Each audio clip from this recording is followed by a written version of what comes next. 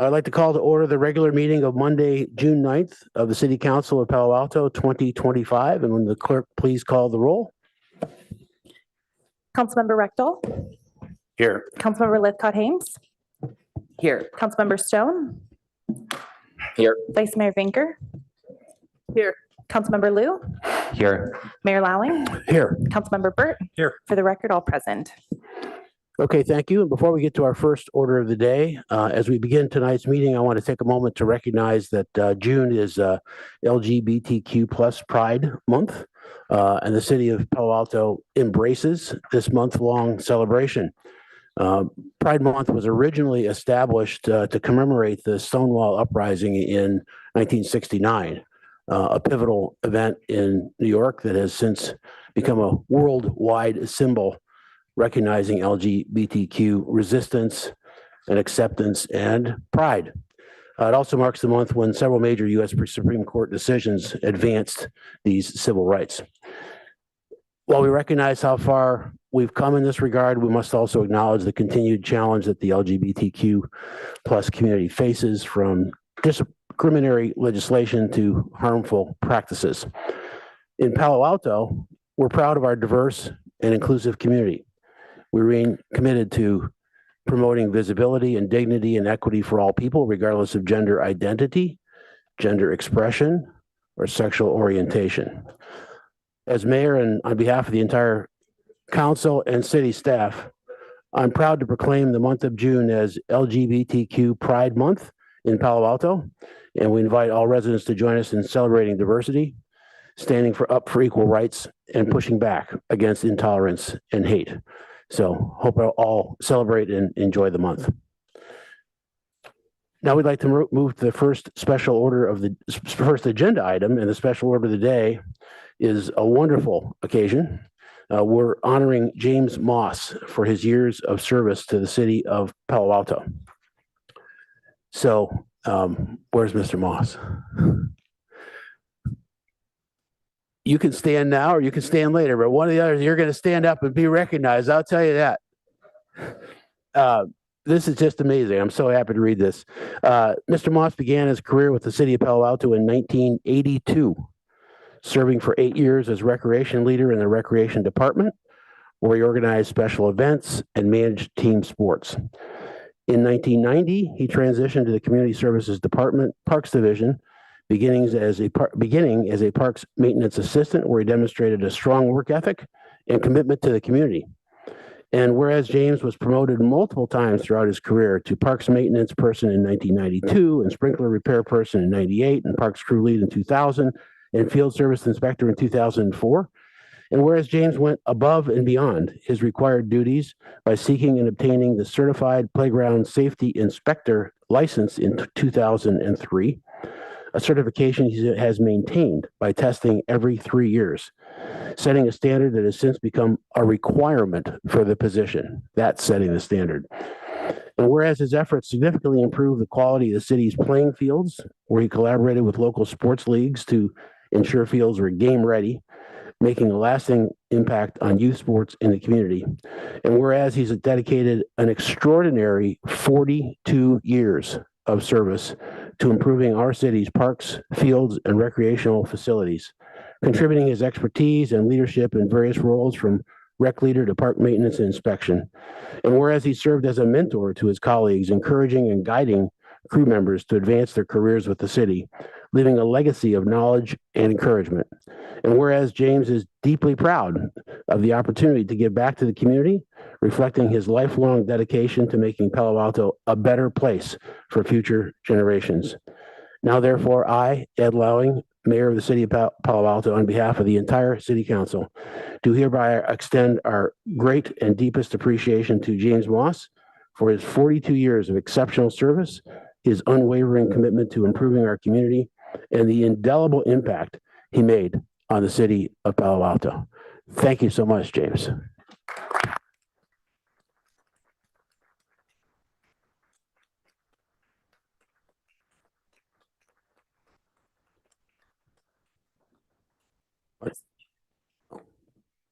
I would like to have you, we'd like to have you come on up here and be recognized. Right up here. all the way up at the dais. James, I just wanted to note while you're making the transition, Mayor, that two things. First off, we have his wife, Linda, here with us, and I learned today, I hadn't appreciated before that they actually met here at the city. So wonderful story there, as well as just acknowledging James has obviously had an impact on the city and the department. As you can see, so many of his colleagues have taken the time to join him in this, his last official action on behalf of the city of Palo Alto. So we're gonna keep this official proclamation. We'll show the camera. We'll get that. Okay, great. Nice. Hang that by the front door of your house. Exactly.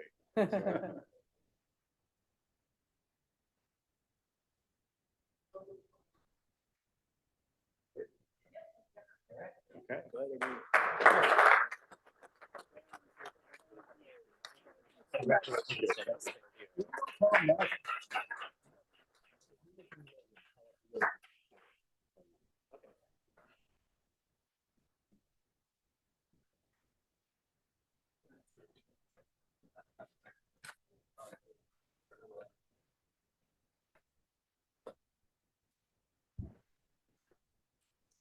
We could talk about many storms over the baseball fields over lots of years together, and we'd be here a long time. What an extraordinary servant of Palo Alto. Well deserving.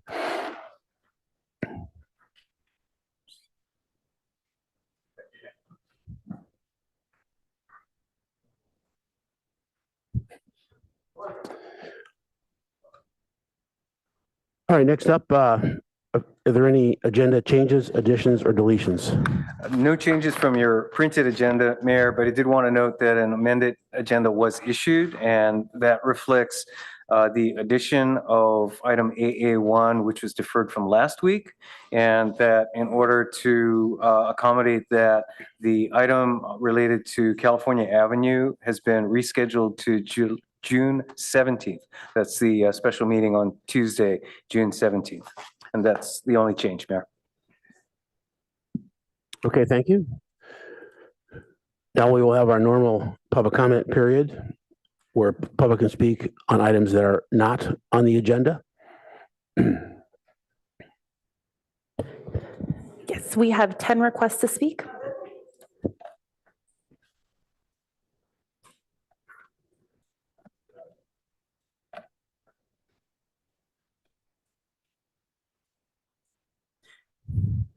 Mayor, will we be sticking with the 3 minutes for public comment? Yes. All right, so our first speaker is Sergio J.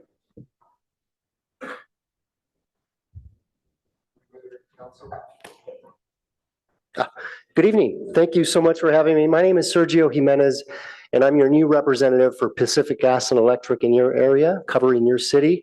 Former colleague Christina Ramos used to cover this area, but she's now covering San Jose and a few other jurisdictions. And I realize I'm here, and obviously you have your own utility, but I do think that there's opportunities to collaborate.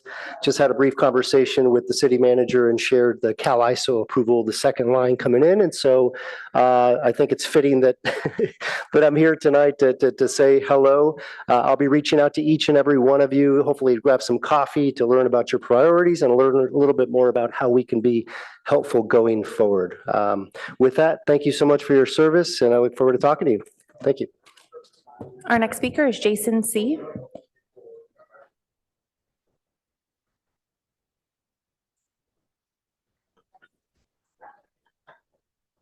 Good evening, ladies and gentlemen. Thank you for giving me the opportunity to speak. I frequent Cal Ave, and I most recently moved within walking distance of Cal Ave. And as such, I now frequent patron of Cal Ave, California Avenue. I want to share my concerns about the outdoor activations plans proposed shift from tents to parklets to only allowing umbrellas and awnings for outdoor dining.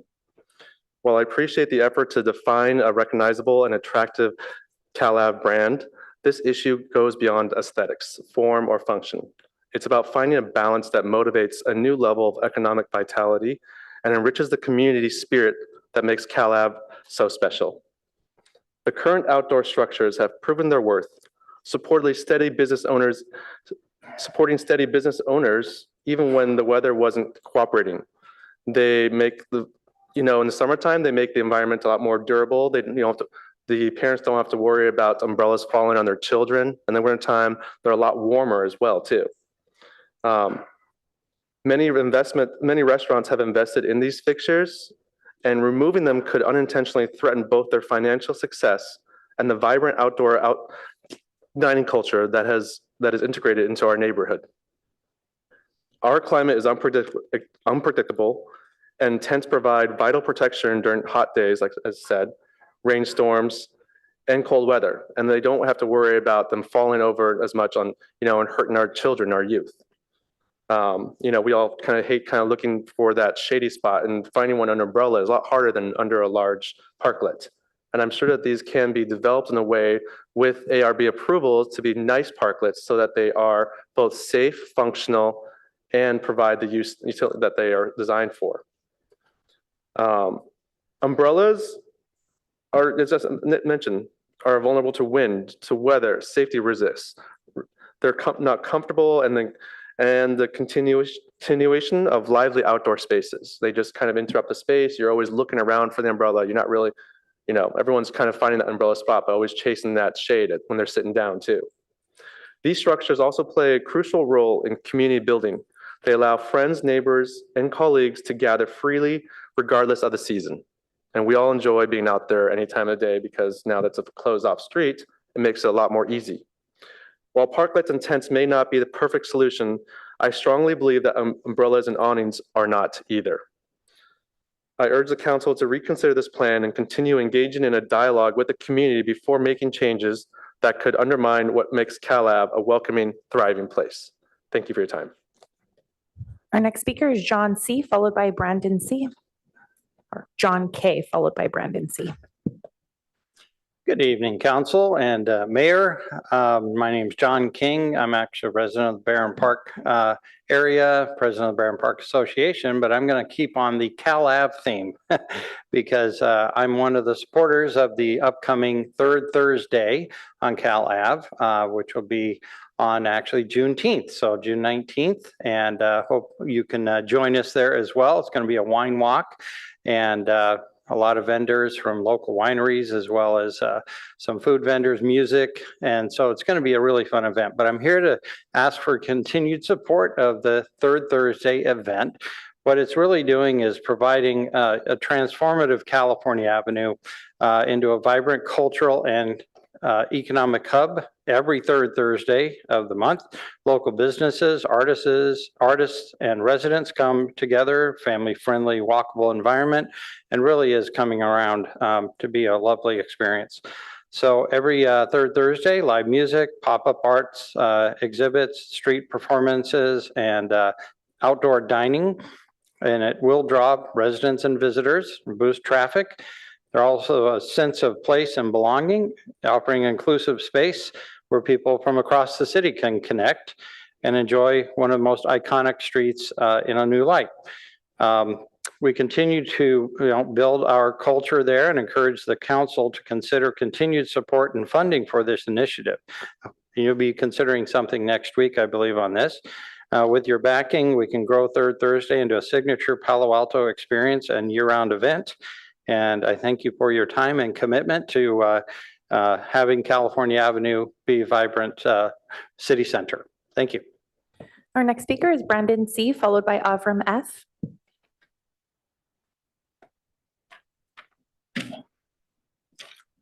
Good evening, Palo Alto Council members. My name is Brandon Clerk. I'm somewhat of a new addition to California. I come from Georgia, but I'm going to continue with this California Avenue theme as well, as for the last almost a year, it's become a place I find myself spending a lot of time. And so I'm here to express the concern also about the outdoor activation program.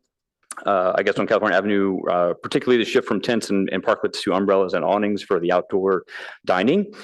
First, economic impact. Switching to umbrellas and awnings present significant costs for the businesses. A lot of the owners, business owners and restaurants there have already spent a lot of money or a lot of investment there, which has proven effective. Weather, as mentioned earlier, we have a lovely climate here. And of course, sometimes the heat or the rain can have an effect on that. And the parklets and I think that are already there serve their purpose. Safety and accessibility. The current structures provide clear boundaries and safe dining spaces, crucial for accessibility and pedestrian safety. The proposed changes may compromise these aspects without delivering clear benefits.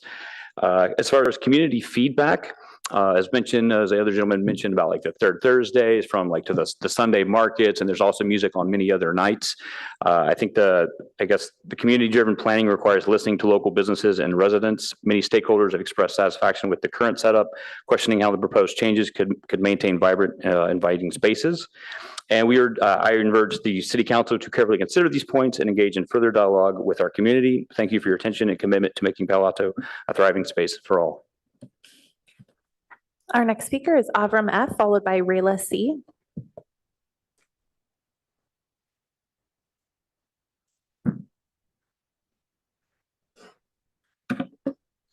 So we got the National Guard in LA and the Marines are coming.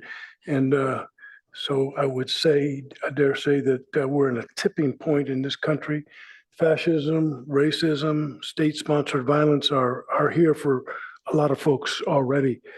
So something written by Pastor Niemöller might be appropriate tonight. First I came for the communists and I did not speak out because I wasn't a communist. Then they came for the socialists and I did not speak out because I wasn't a socialist. Then they came for the trade unionists and I didn't speak out because I was not a trade unionist. Then they came for the Palestinians and I did not speak out because I was not a Palestinian. And then they came for me, and no one was left to speak. No one was left to speak, and that was Pastor Nehemiah with slight alterations from Aram James. Now, I want to thank the Vice Mayor for speaking up and representing us yesterday at the press conference for the City Hall.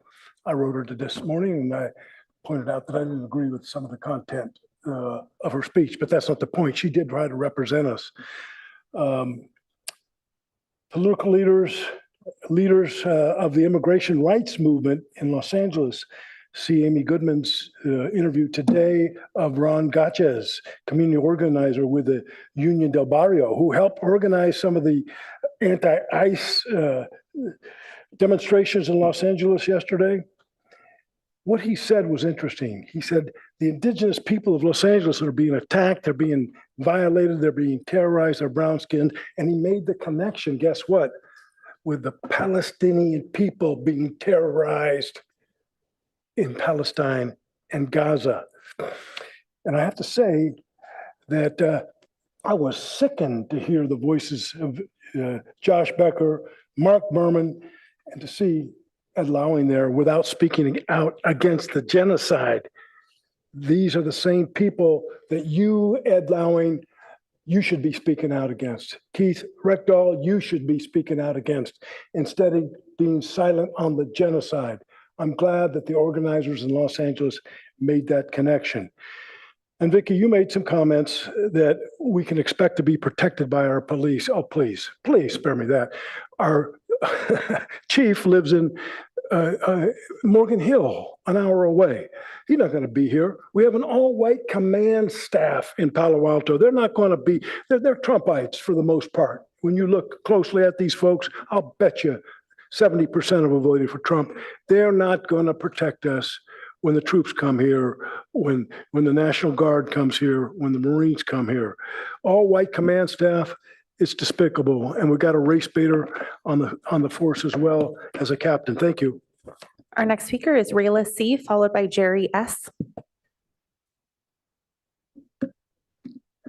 Good evening, council members and members of the community. My name is Rayla Chen, and I'm a rising senior at Henry M. Gunn High School.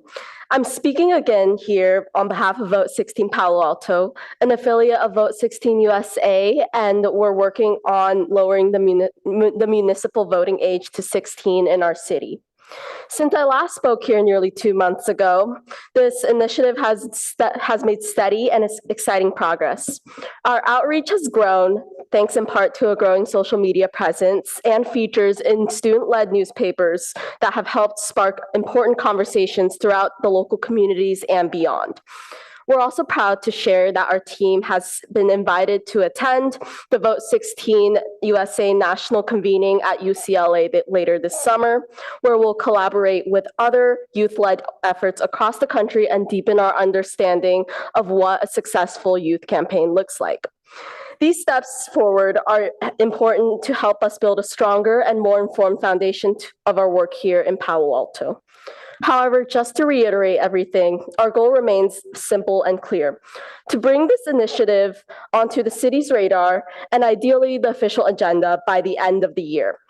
We believe that enfranchising 16 and 17-year-olds to vote in local elections will bring both fairness and civic strength into the city. When young people are empowered to vote, they become lifelong voters, more informed citizens, and generally overall improve civic engagement in our communities. And as stated many times before, this isn't just a hypothetical idea, but rather a well-researched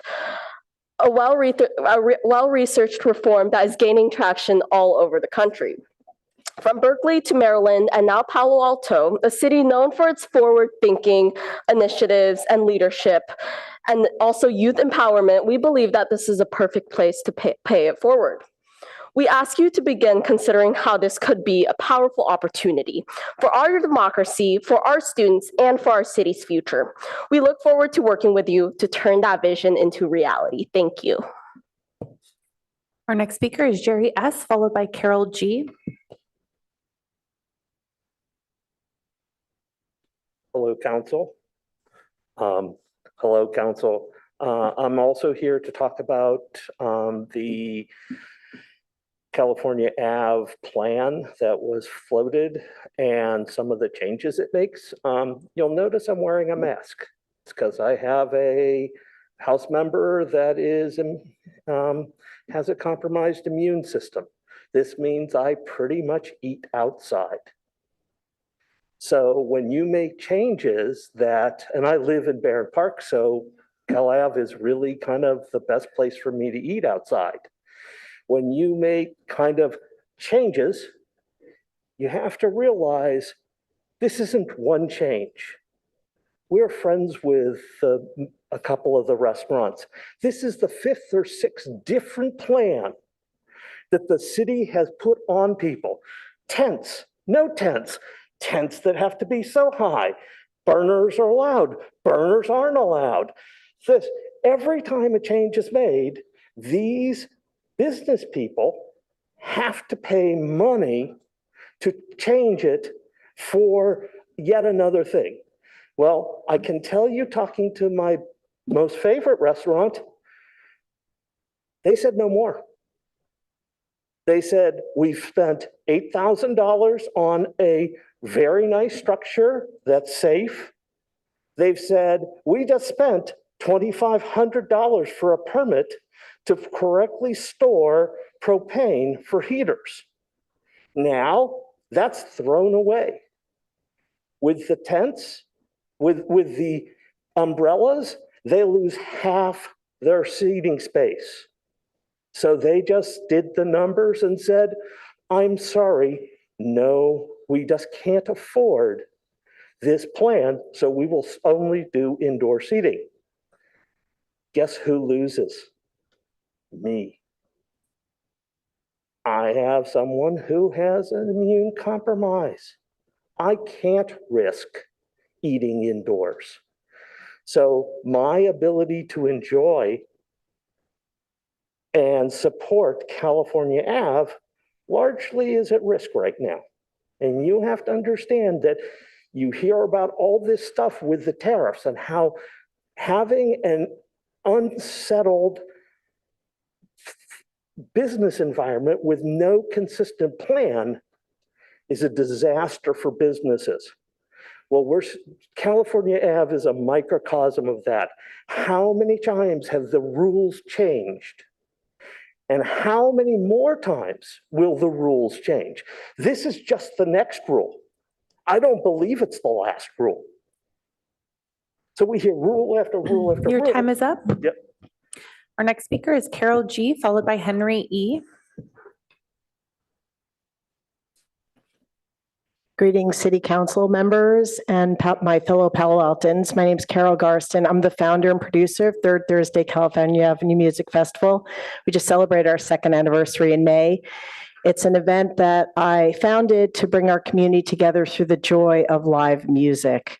And this month, on June 19th, we'll be celebrating our second annual wine walk, which is the second ever wine walk in Palo Alto. It's called Local Libations. We'll be featuring 10 Santa Cruz mountain wineries. However, if people don't want a wine taste, Third Thursday is always free. And we have live music. We have the World Harmony Chorus coming out from 5:30 to 6:30.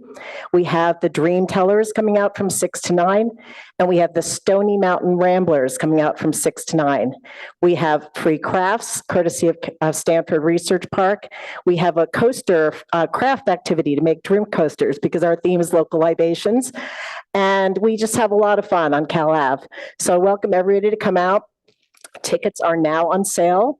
3rdthursday.fun is the website. They're $45 in advance and $55 on the day. I want to remind people, most wine walks in the Bay Area sell 750 to 1,000 tickets.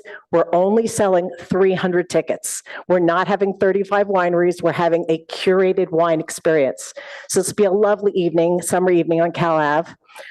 I would like to also remind people that after the wine walk is July, which is Summer Fun and Games.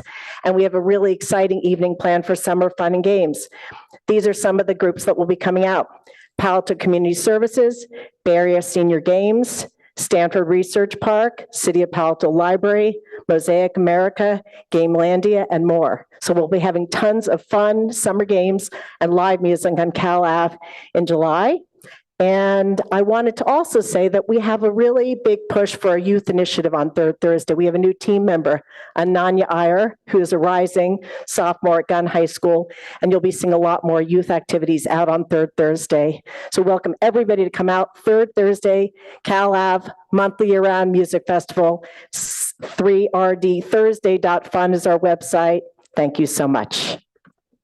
Our next speaker is Henry E, followed by Michael E.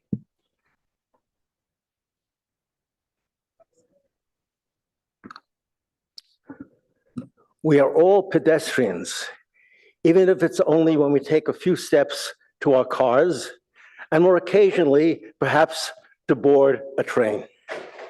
Several weeks ago, on Friday, I suffered a concussion in attempting to board Caltrain, which led me to take a closer look at the human technology interface, which some of you are professional experts on, especially in the software field. Mr. Burt especially has this background, and perhaps not coincidentally, he is also the council's representative to Caltrain. So why is it that we have this gap? We've all heard the phrase, mind the gap. That usually refers to a horizontal space in between platform and train. But if you look closely at the Caltrain platform gap, it is not only horizontal, it is also vertical, and it is staged with places on which your shoe or sneaker may catch. This is what happened to me several Fridays ago. My sneaker caught, I fell backward, I suffered a concussion. If it wasn't for my winter Borsalino, it would have been much worse. So I am here to berate Mr. Burt for lack of attention to his job in interfacing with Caltrain. But his work is at the policy level. He's supposed to be backed up by the technical expertise of the city. That's Mr. Shikata, our city manager. So that's where the failure really lies. In not paying attention in revising the whole Caltrain service to the human technology interface. All accidents are made up of several components. And an important component is typically, if you look into it, is the human cause component. The human cause component here was the failure to design an accident-free system, which is well known and available. Level, no gap, vertical between train and platform. More than 50 years ago, such a system was put in place in Westchester, where I was formerly from. The platform was raised to meet the level of the train. And so why was that not done here? This is my question to council. Why was this failure? And my question to, especially to Mrs. Chicada, who is the responsible person for seeing that large projects such as this one is carried out properly. So I'm calling for a full investigation, and I'd also like the time is district up. attorney to look into this. Thank you. Our next speaker is Michael E.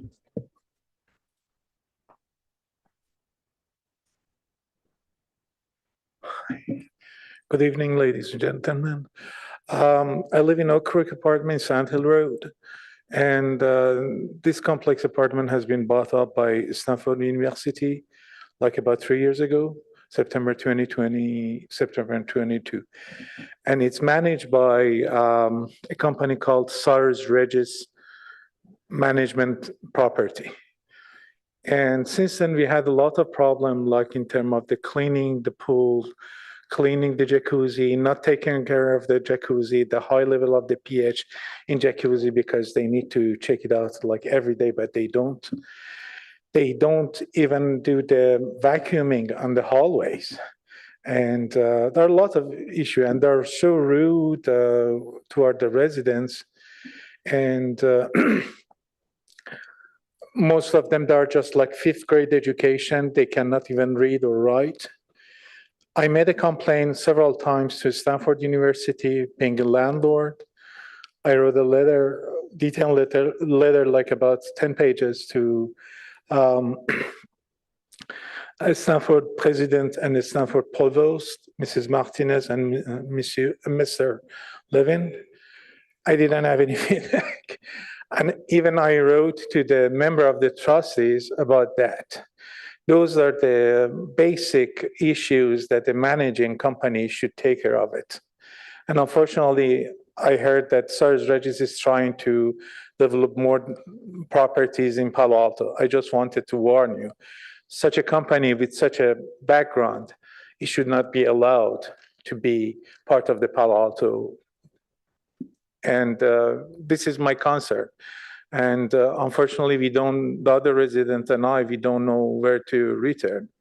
Board of Trustees, I'm going to write back to Board of Trustees again at the Stanford University and the president, but they just don't care about the basic human values that the people they live there. So this is my concern, and I would appreciate if you would take care of that. I mean, if you would consider that in your discussions regarding the Cyrus Regis company. And perhaps I'm going to write you, and I guess by in a couple of weeks, I'm waiting for the response. I'm going to write to the city council officially and bring this problem, because regardless of those values, those are the human values. I mean, maintenance, vacuuming the carpet like every 3 weeks instead of every week, or whatever it is, not cleaning the pool, not taking care of the jacuzzi, etc., etc. Thank you very much. That concludes public comment on items not on the agenda.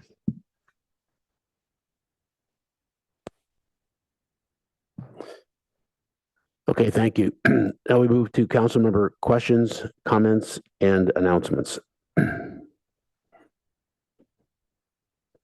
Any lights?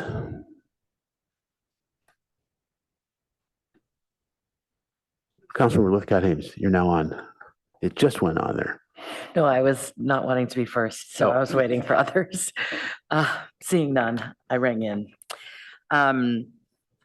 I want to start by commending Vice Mayor Vinker for joining Congressman Liccardo, State Senator Becker, and others right here in front of our city hall this past Saturday to speak out against the federal government's decision to call up the National Guard to protect ICE agents going after undocumented people in Los Angeles. These are challenging and anxiety-producing times, and I applaud leaders who are stepping up to address it. I know many more of us here on the dais would likely have attended on Saturday had we known it was happening, but by definition, these kinds of things are pulled together rather quickly, I know. Relatedly, this Saturday, June 14th, is No King's Day, and a local group called Indivisible Palo Alto is putting on a We the People parade and a democracy fair. The parade begins at 2 p.m. at Town and Country with a sidewalk procession to Rinconada Park, where the democracy fair will take place. If you're going, I will see you there. And turning from the national scene to the very local, it's great to see in our packet tonight, in the very back, in the information section, the ADU quarterly report. We consistently talk about how ADU permitting impacts our housing element progress toward RHNA goals. And yet we know we have no way to compel or ensure that an ADU is actually used for housing. We are going to have to figure out how to incentivize it. And we're going to have to figure out how to know whether it's happening or not. Perhaps by getting residents involved in renting their ADUs at below market rates to city employees and maybe getting a little bit off their utility bill in exchange. Who knows?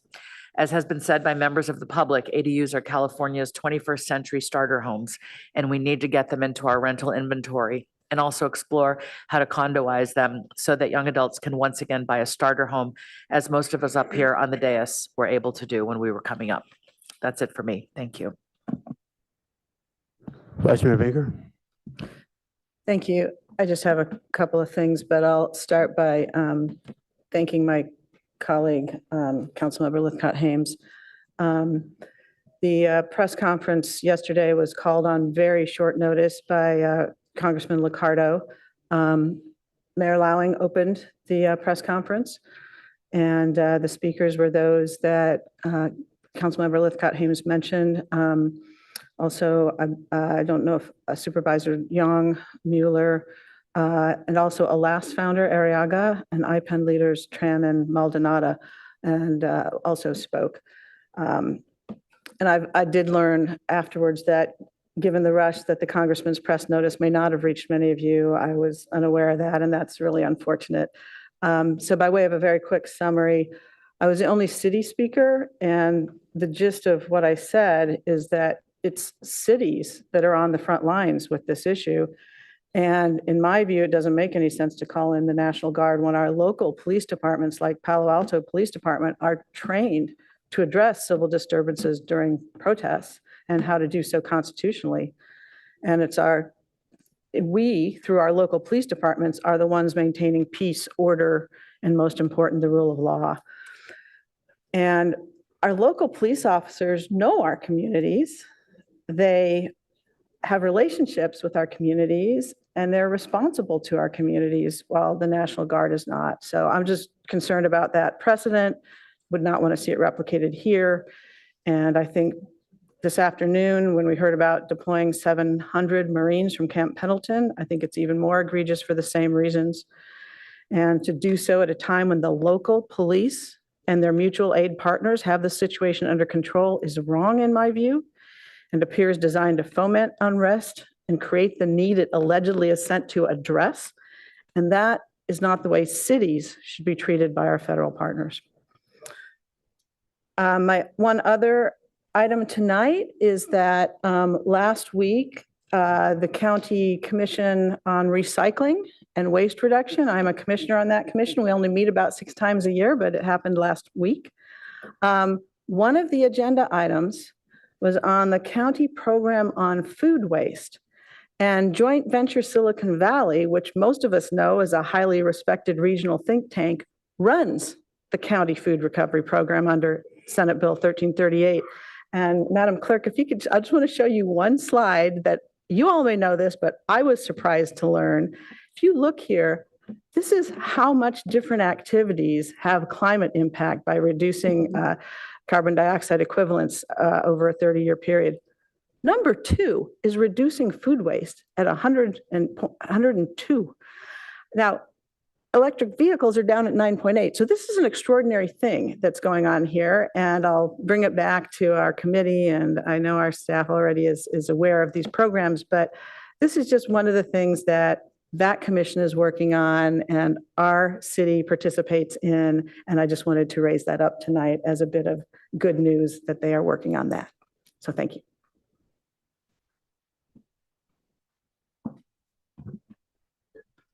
No other comments? All right, then we'll go to our study session tonight on the Cubberley project.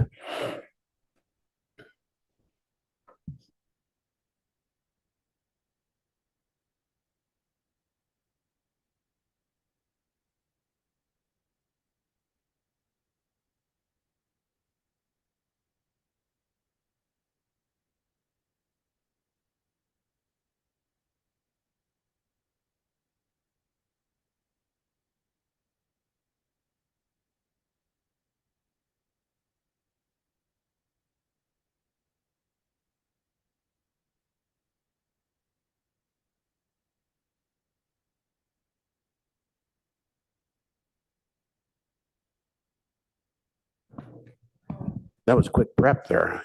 Go ahead. Good evening, council members. I'm Kristen O'Kane, Community Services Director, and alongside me is Administrative Services Assistant Director, Christine Paris. We are also joined online by Mr. David Metz from FM3, and together we will be providing several updates related to the Cubberley Master Plan and community polling efforts. We are excited to share with you the progress that has been made since the last time we were here and the many ways the community can provide input and stay involved, and then also what's coming next. Next slide, please. First, I'd like to start out by sharing what has been completed so far and what is coming up through July. So we have a busy couple of months ahead of us. And just a reminder that throughout all these, this whole process, community engagement in various forms is integrated throughout the effort and included in every step of the way. So as you can see here, and my little star is off for some reason, that's supposed to be tonight, but tonight we're here to mainly review the poll results with all of you from the first community poll. And we'll also be sharing some general updates. Another important thing happening this week is we have our second community engagement meeting, which is happening Thursday night at 6 p.m. at the Cubberley Pavilion. And I will share a little bit more at the end of the presentation on what to expect at that meeting. And then we also have several other commission meetings coming up through June and July, where we'll be sharing various aspects of the project that we've completed so far. Next slide, please.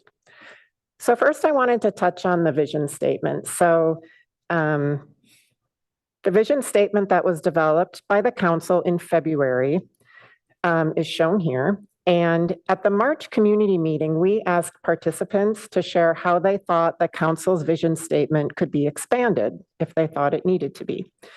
So using those core intentions that you see on the right of the slide that came out of the council visioning exercise as a baseline for the discussion and shown here in this Nexus diagram, participants proposed over 300 separate ideas on how to expand the vision statement. Now, fortunately, we were able to group those 300 ideas and refine them down into themes. And what the ending result was is we added 2 additional words to council's vision statement, and those words are adaptable and connections. So the new vision statement that we will be presenting to the community at the Thursday community meeting is shown here: a vibrant, beloved, and adaptable destination that promotes learning, connections, joy, and well-being, where all cultures and generations belong. Next slide. So now we're going to transition a bit to discuss how we turn that vision into reality. And I'm going to ask Ms. Paris to introduce the next topic, which includes the results of our first community poll. Thank you, Director O'Kane. Christine Paras, Assistant Director of Administrative Services. We're happy to report out on these poll results tonight. They are a critical planning tool that will directly inform our upcoming community meeting on Thursday and serve for the foundation of development of our master plan. Staff has partnered with FM3 to design the poll, which included input from you all. And the poll ran from April 28th through May 7th, and we surveyed 437 Palo Alto voters. The results of the poll were reviewed by the Cubberley Ad Hoc Committee on May 16th. The Cubberley work plan includes 3 polls. This is the first of the 3. The second is scheduled for this fall and the third in spring 2026. So I'd like to turn it over to Dave Metz, president of FM3, who will be reviewing the results of the poll with you. Mr. Metz. All right, thank you very much. Mayor, members of the council, members of the public, I'm Dave Metz, president of FM3 Research. We are a polling firm that has been conducting opinion research for the city of Palo Alto for close to 20 years now on a wide range of projects, and we're pleased to be back tonight to show you the results of our survey on views of Cubberley and proposals to improve the site. I'll start with a little bit of background about the methodology of the survey, which you'll see on the next slide. As Ms. Paras noted, we interviewed 437 voters across the city.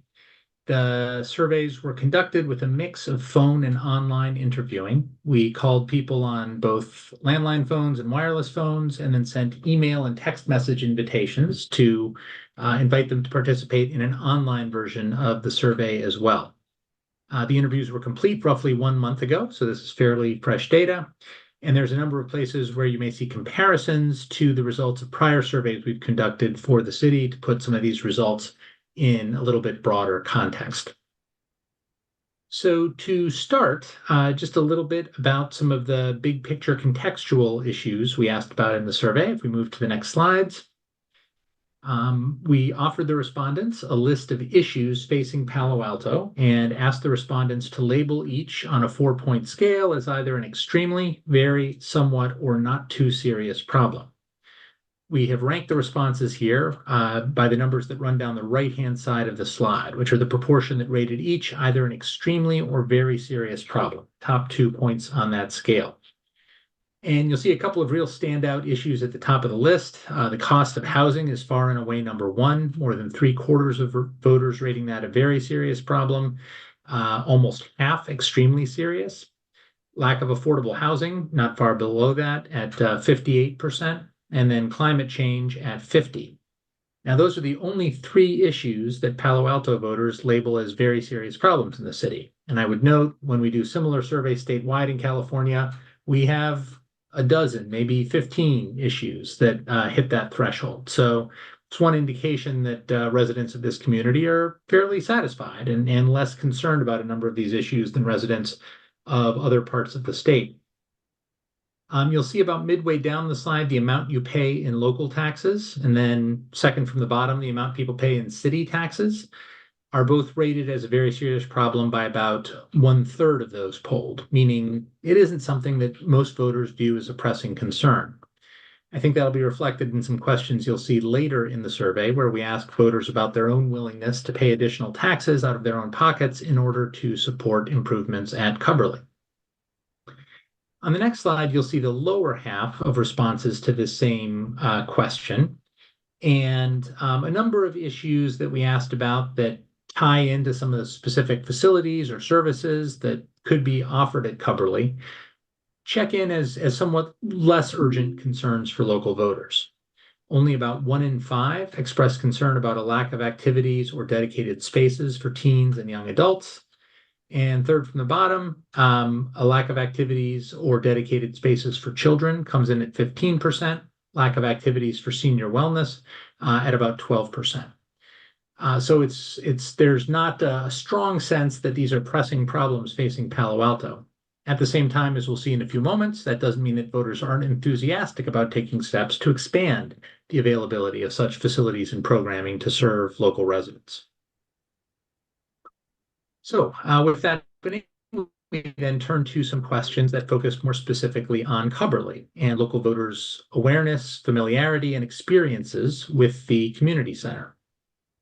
As you'll see on the next slide, when we asked people to tell us how familiar they are with the Cubberley Community Center, the vast majority of voters are familiar with it. We've got 87% who, almost 9 in 10, who don't say that they are completely unfamiliar with it. And we have 70% who rate themselves as at least somewhat familiar. So there is a broad awareness of this particular facility and its role in Palo Alto. We then asked our respondents a little more pointedly, as you'll see on the next slide, to indicate for us how satisfied they are with both the condition of the community center and the services and programs available at the community center. And we saw a pretty sharp distinction here, which is noteworthy. This question was only asked of those who expressed some familiarity with the community center, since we figured they would be the ones who were able to offer a more informed evaluation. When asked about the condition of the facility, by almost a 2-to-1 margin, voters tell us they are dissatisfied, 51 to 28. But when asked about the services and programs available at the site, by more than a 2-to-1 margin, they tell us they are satisfied, 47 to 19. Now, it is worth noting that on both questions, there's a sizable set of voters who are telling us they don't really know enough to offer an opinion, 22% when it comes to the condition of the facility and 34% when it comes to services and programs. And even among those who do offer an evaluation on either dimension, they're more clustered in the middle of this graph. People who are saying they're somewhat satisfied or somewhat dissatisfied. Those with really strong opinions on one side or the other are a relatively small minority. But nonetheless, I think the clear distinction between people's feelings about the physical structure and the programming that is available there is striking. So we also asked, as you'll see on the next slide, for respondents to tell us their perceived need for additional funds to support recreation facilities and services in the city. And we listed some examples of what those kinds of facilities and services might entail, including classes, camps, fitness programs, and drop-in casual spaces. And while there is a majority that sees at least some need for additional funding for such services, it is fewer than 1 in 5 that are telling us they see a great need. Now, when we're thinking about people ultimately being asked to pay additional taxes to support these services, that perception of need can be an important metric. And we've got about a third of voters who are telling us they see only a little need or no real need, keeping in mind that a ballot measure ultimately to provide funding would likely require a 2/3 vote.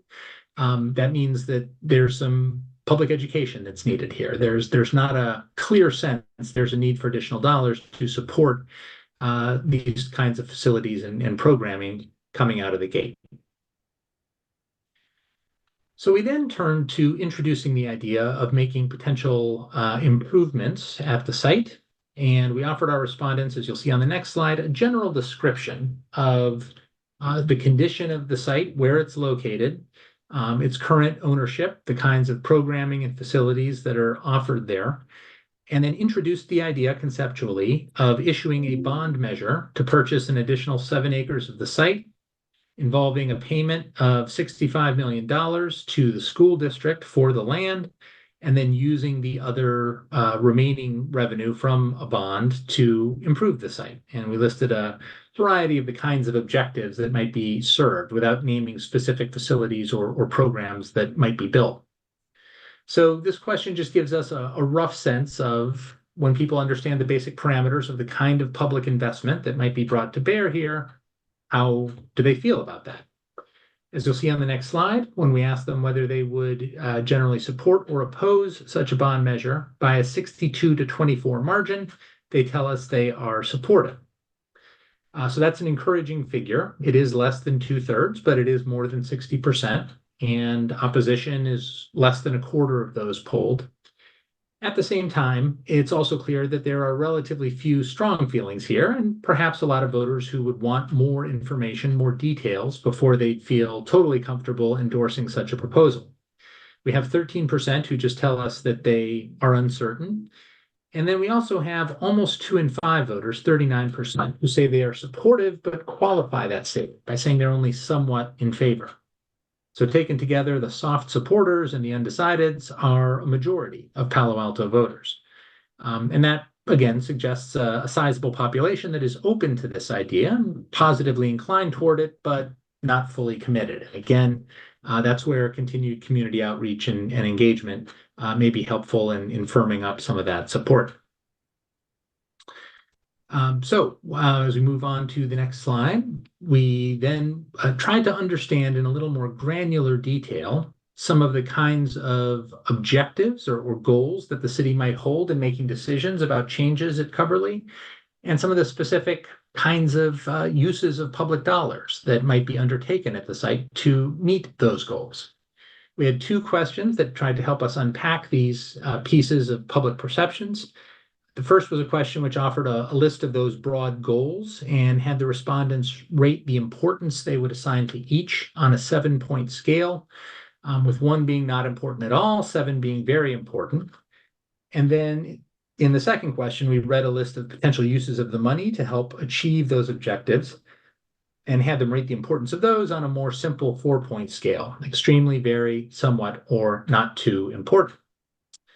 So turning to the results of these questions and first taking a look at the priorities for the center, we offered the respondents the list of objectives that you'll see on the left-hand side here, and the numbers you'll see on the graph reflect the proportion that rated each either a 6 or a 7 in importance, so the top 2 points on that 7-point scale. You'll see the average score on that 7-point scale running down the right-hand side.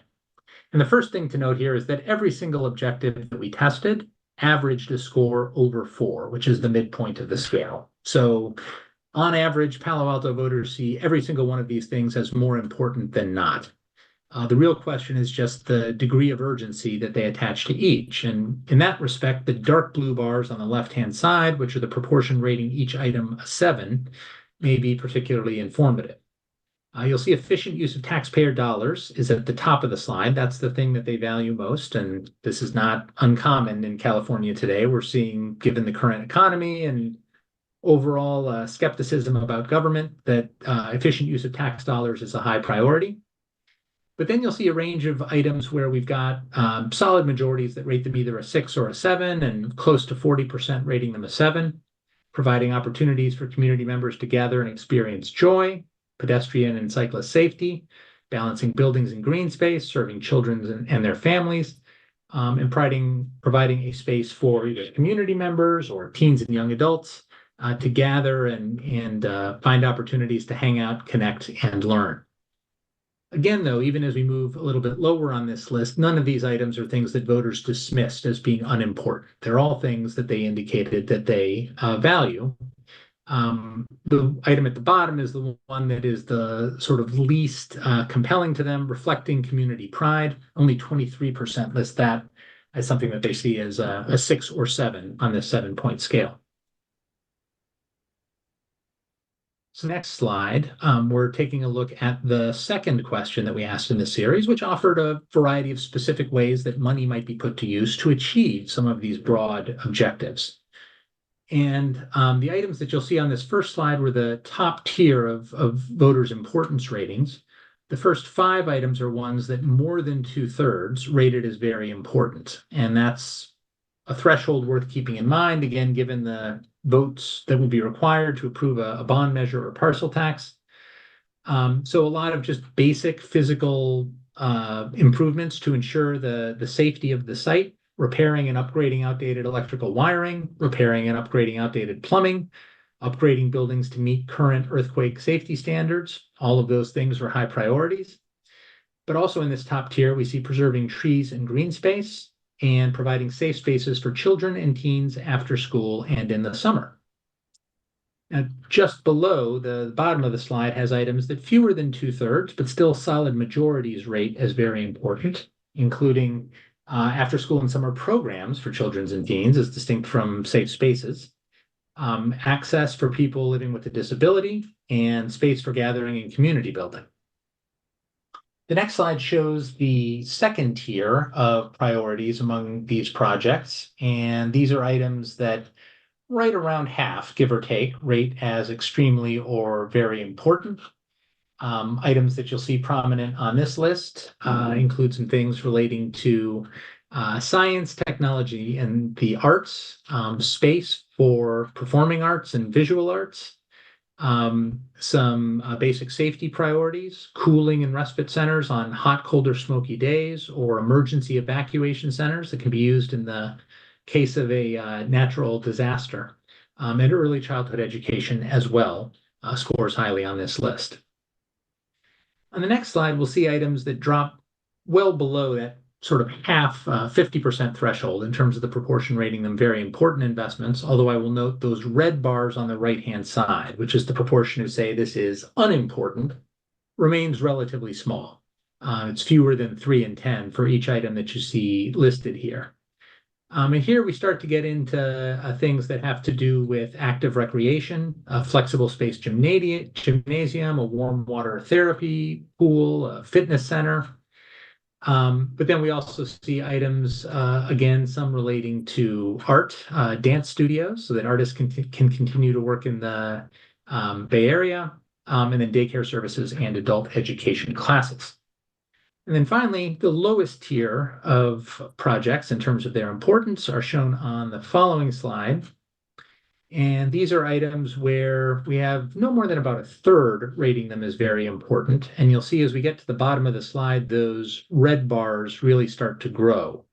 And we have closer to half of voters telling us some of these things are less important to them. Those include facilities like a community pool, a community kitchen, a dog park, or tennis courts or pickleball courts. And obviously, some of these things are of use only to people who engage in certain kinds of recreation or dog owners. And so it's not surprising that they may not have the same broad appeal that some of the items that we saw higher up on the list do.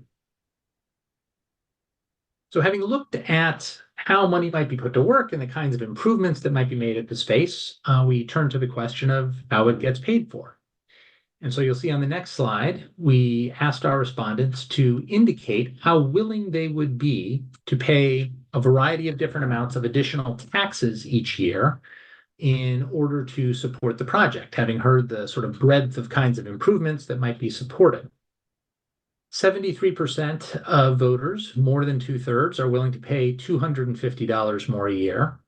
Almost 3 in 5, 58%, are willing to pay $500 more a year.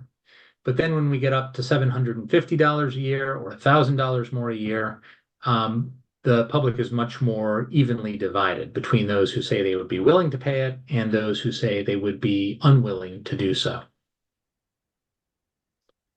So the final portion of the survey tested an array of messages that might be used in communicating with the public and making a case for why some of these improvements might be necessary. We offered the respondents a list of statements, as you'll see a couple slides later here, and asked our respondents to indicate whether they saw each one as a very convincing, somewhat convincing, or not convincing reason to support a bond measure to make the kinds of improvements that we were discussing in the survey.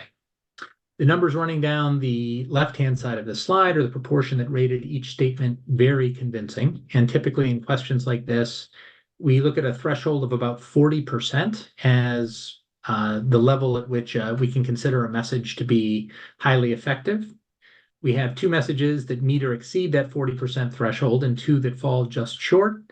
The top 2 talk about the need to meet current standards for access for the disabled and for earthquake safety, and focus on early childhood education at a time when the cost of childcare is skyrocketing in the region. The next 2 messages, just under that 40% threshold, talk about the importance of having affordable opportunities for recreation and activities at a time when the cost of living is as high as it is today. And then another that's focusing on the specific needs for improvements to the physical infrastructure at the site, which in some cases is beyond its useful life. There's several more messages that are over 30% convincing, but not quite at that 40% or so standard, talking about the wisdom of investing now before problems get worse and repairs get more expensive. The benefits to the school district from the money that they would receive in exchange for their land, and the benefits for Palo Alto seniors as well that the improved facility could provide. We also have a second tier of messages, which you'll see on the next slide. And these are ones where the overall percentage rating them a very convincing reason to support a potential bond measure drops a little further below the low 30s numbers that we're seeing on this slide. And we get a series that are more in the 20s and teens if we move to the next slide. And these messages, when we factor in the proportion who rate them at least somewhat convincing, they do have a little bit broader reach, but there's just not as much intensity behind them. Particularly when we talk about creating opportunities for joy and self-expression, as much as people value that in the abstract as a goal of what the community center could provide, a message which articulates that is less compelling than ones that I think focus on more specific benefits that could be provided to the city. But you'll see a range of other things here: after school programs, swimming lessons, fiscal accountability provisions that can be built into the bond, that are all things that voters are receptive to, if not with quite the same degree of passion as the messages we saw on the previous slide. So after we walked the respondents through these messages, we then retested their willingness to support a potential bond measure, again, being kind of general about what the contents of that bond measure would be. You'll see on the next slide the degree to which support for a potential bond measure varied with messaging that we presented to voters. We started at 62%, but after giving them more details about how the money could be used and testing those positive messages I just showed you, the support rose to 72%, a critical number because it's more than the 2/3 that would be required for a bond measure to be approved. We also tested an opposition message, and that essentially returned the numbers to where they started at the beginning of the poll at 62%. So that variation there shows you that I think the measure's potential for success at the ballot will depend a lot on how it's designed, and then ultimately the kinds of communications that are shared with the public about the benefits or drawbacks of such a potential bond measure. So that walks us through the key findings of the survey. If we skip a couple slides ahead here, you'll see a few conclusions that we have that sort of summarize the key points. Obviously, the data shows us that people are very familiar with the community center. They value its services, but they have concerns about its facilities. There is broad support for the idea of having a bond measure with over 60% initially in favor. Those numbers move up over 70% when voters get more information. And we do see that voters are not just willing to support these improvements in principle, but tell us they're willing to pay additional taxes, with majorities willing to pay as much as $500 per year to support the project. And then we detail again some of the kinds of specific improvements and messages that resonate most with voters. As Ms. Paras mentioned in introducing the project here, this is the first in a series of 3 surveys that we anticipate conducting at your direction to provide additional information about public sentiment. The second poll, which would be conducted later this year, would be one which, based on your guidance, would present voters with a more specific package of improvements and potential price tag associated with them to help us understand how voters react when some of the various pieces we tested in this poll are assembled into a more detailed proposal. And then we can come back to you with some indications about whether that package ends up adding up to something greater than the sum of the parts that we tested here in this initial survey. So with that, I will hand it back to staff. Thank you so much, Mr. Metz. We're just going to bring up the other presentation. I'm sure you all have a lot of questions related to that presentation. If you could bear with me for just a couple more slides to close out the presentation, and then we'll do Q&A. So engagement efforts continue, and having community involvement throughout this process is paramount to ensuring we have a successful outcome. You should have all received this postcard in the mail that has the dates of the next 2 community meetings on it, as well as the project website and a QR code where people can scan and get additional information or sign up for the project newsletter. And you may also have received an insert in your utility bill. Additionally, you will see several of us popping up at all kinds of community events throughout town, and we are developing opportunities to activate Cubberley as a way to build excitement and provide some hands-on experiences. And I will touch on that a little bit more in the next slide. So we have developed a strategic activation plan. And what this is a guide to do some near-term activations at the Cubberley site. This plan is intentionally aligned with the different project phases, and is intended to maintain public interest, reinforce messaging, and demonstrate physical progress in the project when it is most impactful. This approach allows us to activate the space in a thoughtful way and with efficient use of resources and acknowledging staff capacity. As you can see, we'll be asking for feedback from the Public Art Commission, the Parks and Rec Commission, as well as Cubberley users, and ultimately we'll share this interim activation plan with the full council. So there are a lot of great ideas in the works, and implementation will correspond to those different project phases. So more to come on that, but it'll be a great opportunity for people to engage at the site and have some creative input at the site to really help with the engagement efforts and keep the excitement going. So on our next slide, I'll share just our next steps. So our next poll is planned for the fall, date to be determined. And part of what will inform those polling questions will be the next 2 community meetings. The first one, like I said, or the next one being this Thursday, June 12th. At that meeting, we will be sharing 3 different concepts for the Cubberley site, and participants will be asked to identify what different elements of those concepts they either like or don't like. So it's not a choose one and that's what we're going with. It's what do you like from this one? What might you like from this one? What don't you like? And that will really help inform the next iteration of the concept plan, but also help inform the next poll as well. And then we continue our CEQA analysis. Upcoming meetings, we have a lot coming up in the next 2 months. Like I mentioned, we'll be going to the Public Art Commission and Parks and Rec and Planning and Transportation, I should say Commission, in June and July, and then the Architectural Review Board. And then in September, we'll be having our 3rd community meeting where we'll be sharing a single concept plan based on all the information we've received so far.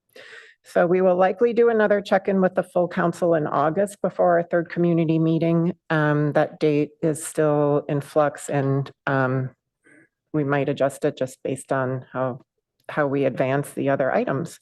So with that, that concludes our presentation, and we're here to answer any questions. Thank you.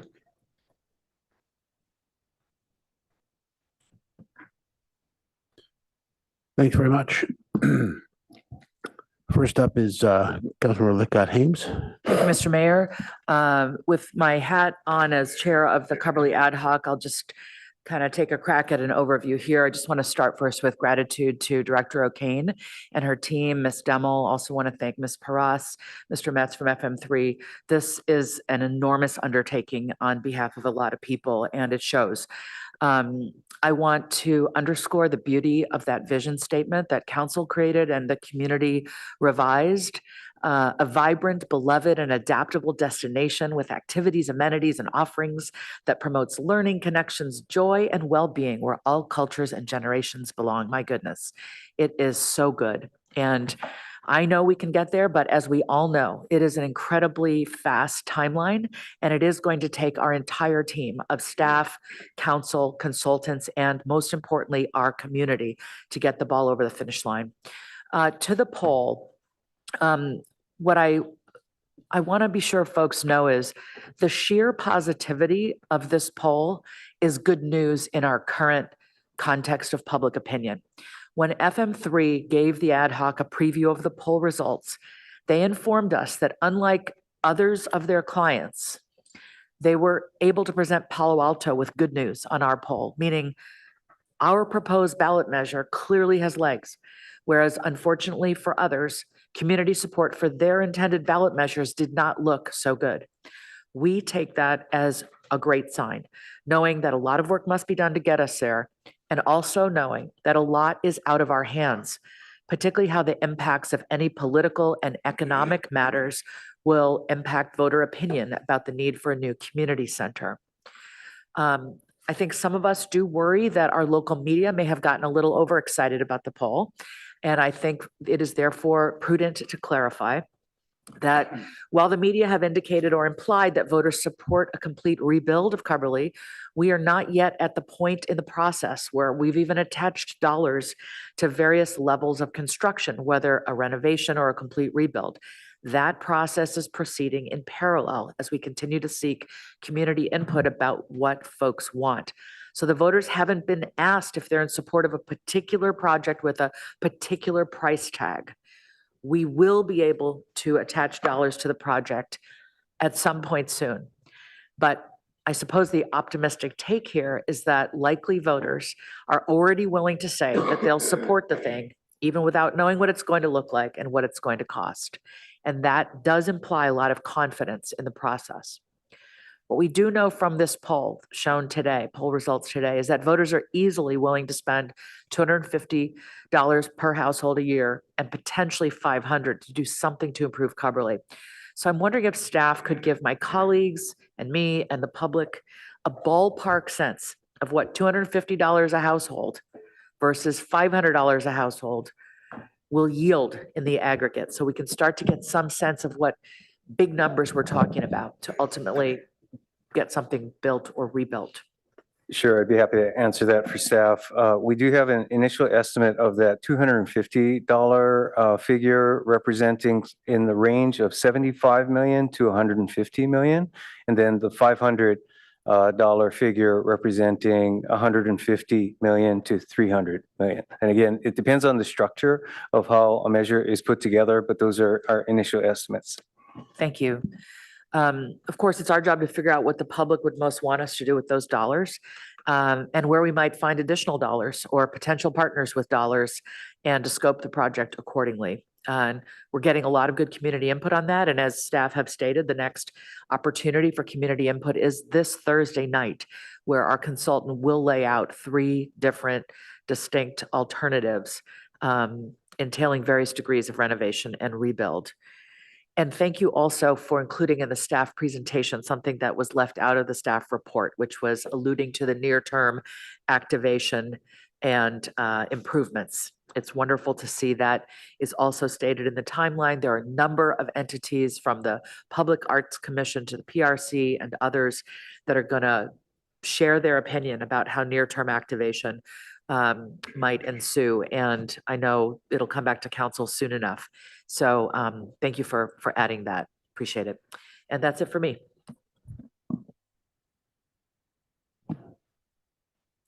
Okay.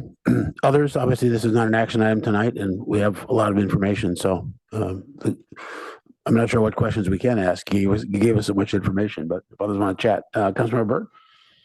Thank you. And just following up on Councilmember Rithcott-Hames, who is our committee chair. I think the good news is that we do have a lot of community enthusiasm over making Cubberley really be the centerpiece of South Palo Alto as a community center. Some of the designs that we had previously seen and have been developed by Concordia show potential relationship to the Charleston Shopping Center and having a more dynamic activation of people being able to go to cafes and restaurants and come back to theater and recreation and arts. And so I think the potentials are really great. I'm also think that we really need to get going on the near-term activation sooner, because I think that will build community support. There's a temptation that you don't want the community to feel so great about the current condition that they say we don't need anything more, but that's not what the poll seemed to indicate. And so I think we really need to get going there because we're on a tight timeline if this is going to be on the 2026 ballot. The question I have, the three options that or scenarios that are going to be presented to the community on Thursday, are those the ones that Concordia had developed and the ad hoc committee saw a month or so ago? Are they the same ones? So those three have been since enhanced. They show a lot more as far as height and green spaces. So it's the similar patterns, but show it in a more dimensions. So what I was really interested in is whether they are showing the same amount or similar amounts of new buildings being constructed as what we saw previously versus adaptive reuse. Yes, so there's each concept has different options in and of itself. And there's one scenario for each one that includes renovation of some buildings. And then there's other options that include complete rebuild of all the buildings. Well, the renovations that we saw I think there were 9 different iterations previously. They included the theater and 2 other buildings, but they were predominantly new buildings. And what we just heard about the bondable dollars that would be generated through a $250 a year tax per household or a $500 a year tax per household is not connected in all likelihood to the amount of new construction that is in those scenarios. And we took the community through, a several-year process of getting them to think that something was possible that was a great vision. And if we had the money, I'm all for it. I'm all for whatever our community is willing to support us on financially. But I don't want to get us down a path of indicating to the populace that we're going to be able to do more in new buildings than the amount of revenue they're willing to provide us to do so. We need to have a connection between those two. And I have real concern that we're not presenting that in the objective way that we really need to. In an objective way, and one that still can provide a range of possibilities, because one, we don't know what level of funding we'll have. But with a really still a great positive vision. And as I've been looking at very rough costs of adaptive reuse versus new construction, contractors that I've spoken with believe at a high level that this should be a candidate for a lot of adaptive reuse. And we do the new buildings that we can through public-private partnerships and our own new funding, and can still do some great designs and great outcomes without going over the top there, beyond what basically we're going to be able to afford. So I do have that concern that we aren't going to be presenting to the public what's likely to be possible. Okay, Councilmember Liu. Thank you, Mayor, and thank you to staff and our polling team. I had a few clarification questions just to start with. Could staff elaborate a little bit about the structure that you mentioned for $150 million versus $300 million for a hypothetical $500 per household bond? So like what kind of assumptions are we making about the duration or other bits of the structure? Thank you, Councilmember. I think at this point, we're not making assumptions. The basic constructs or concepts that have been used are a general obligation bond, valuation-based, or parcel tax, again, simply for the purpose of some initial estimates. I would note that in addition, that does not account for any other funding sources that might be included, such as has been noted, public-private partnerships or grants from other agencies or impact fees that will be generated through development along the San Antonio corridor and elsewhere. So I think there are a number of variables that are yet to be accounted for, but nonetheless, again, we wanted to provide some figures that would provide some initial data points that we can build upon as the plan is further refined. Thank you. I think that could be a point that the public theoretically cares about if at some point we structure the bond or the duration in a way where we pay maybe more interest than the significantly more interest than the face value of the bond itself for us, for example. So I don't need clarity now by any means, but will be curious later on about what that structure actually looks like. To that point, Councilmember, I think certainly down the road in the fall, as we get into more specificity of what a financing plan could look like, that will be ripe for discussion. Thank you. And one question for Mr. Metz about the polling results is whether there's any analysis that could be shared with council or the ad hoc about slices of the data by geographic region or the participant demographic or their contact method or their familiarity with Cubberley, just these interesting slices that I think we need to understand to look at the support in more detail and understand where we can actually improve support with campaigning. Yes, absolutely, Councilmember. We have full cross-tabulated results of the poll, which break out all the results for every question by geography, by demographic subgroups, and by attitudinal subgroups. And we're happy to share those with you and work with staff to pull out whatever the most relevant details are that will help in the kind of planning you described. Yeah, I think that would be welcome and interesting for us to understand in more detail. I think that'll be especially important for the slide about priorities, where early childhood education, for example, came really high up there, as well as senior services came relatively high up there. But presumably those are not those might not be overlapping groups that care about both of those things. Being able to understand what slice we can, or what kind of project we can assemble that meets the biggest community demand, and is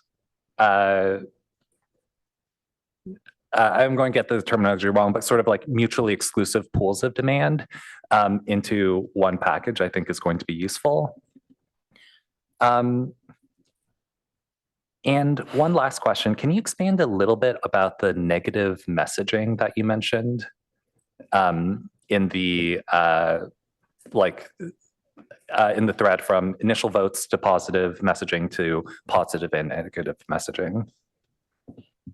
Yes, we just tested a summary statement representing the kinds of objections that are typically raised to bond measures, especially in our current economic climate, asserting that perhaps the city has higher priorities to spend tax dollars on, that rather than putting a bond measure before voters, the city should find other places to cut funding in its existing budget to pay for these kinds of services, raising the question of whether money will be spent effectively, those kinds of criticisms, which, as I say, pretty much for any bond measure campaign anywhere in the Bay Area tend to be aired. And so it was really just testing those kinds of broad statements and seeing what impact they had. Great, thank you. Councilmember Rectal. Yeah, this is a very exciting project. I'm excited. You know, my kids used Cubberley a lot, and I want future kids to be able to use Cubberley. That said, you know, we're very lucky that there is broad support. but 2/3 vote is a really high bar. And so can you bring up slide 20 of the FM presentation? And there really are two problems. One is that we need a 2/3 vote, but we also need a lot of money. And those two combinations are going to be troublesome. Slide 20.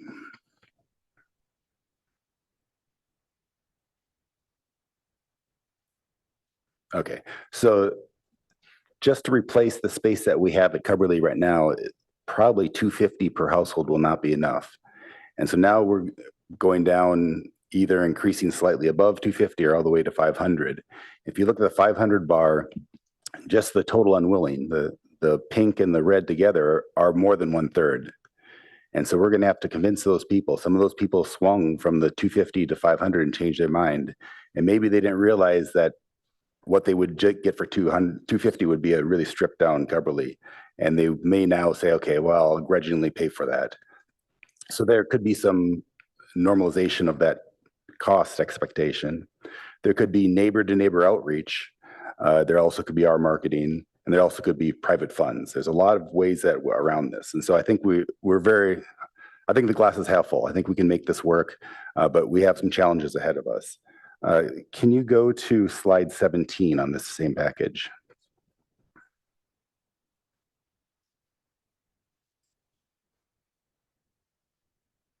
Okay, and so this is a question, I think, for Mr. Metz, is if we look at here, how should I look at the path to success?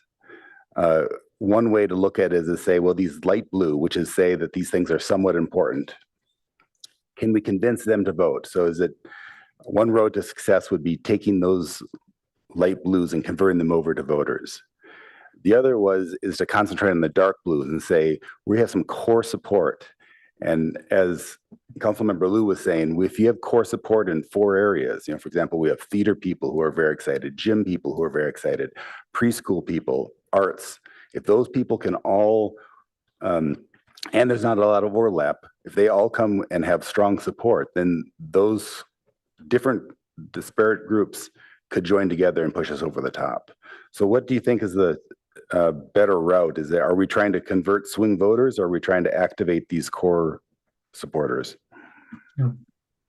I guess the way I think about it, council member, is the scale we're using in this slide is not really support and opposition. It's degree of importance.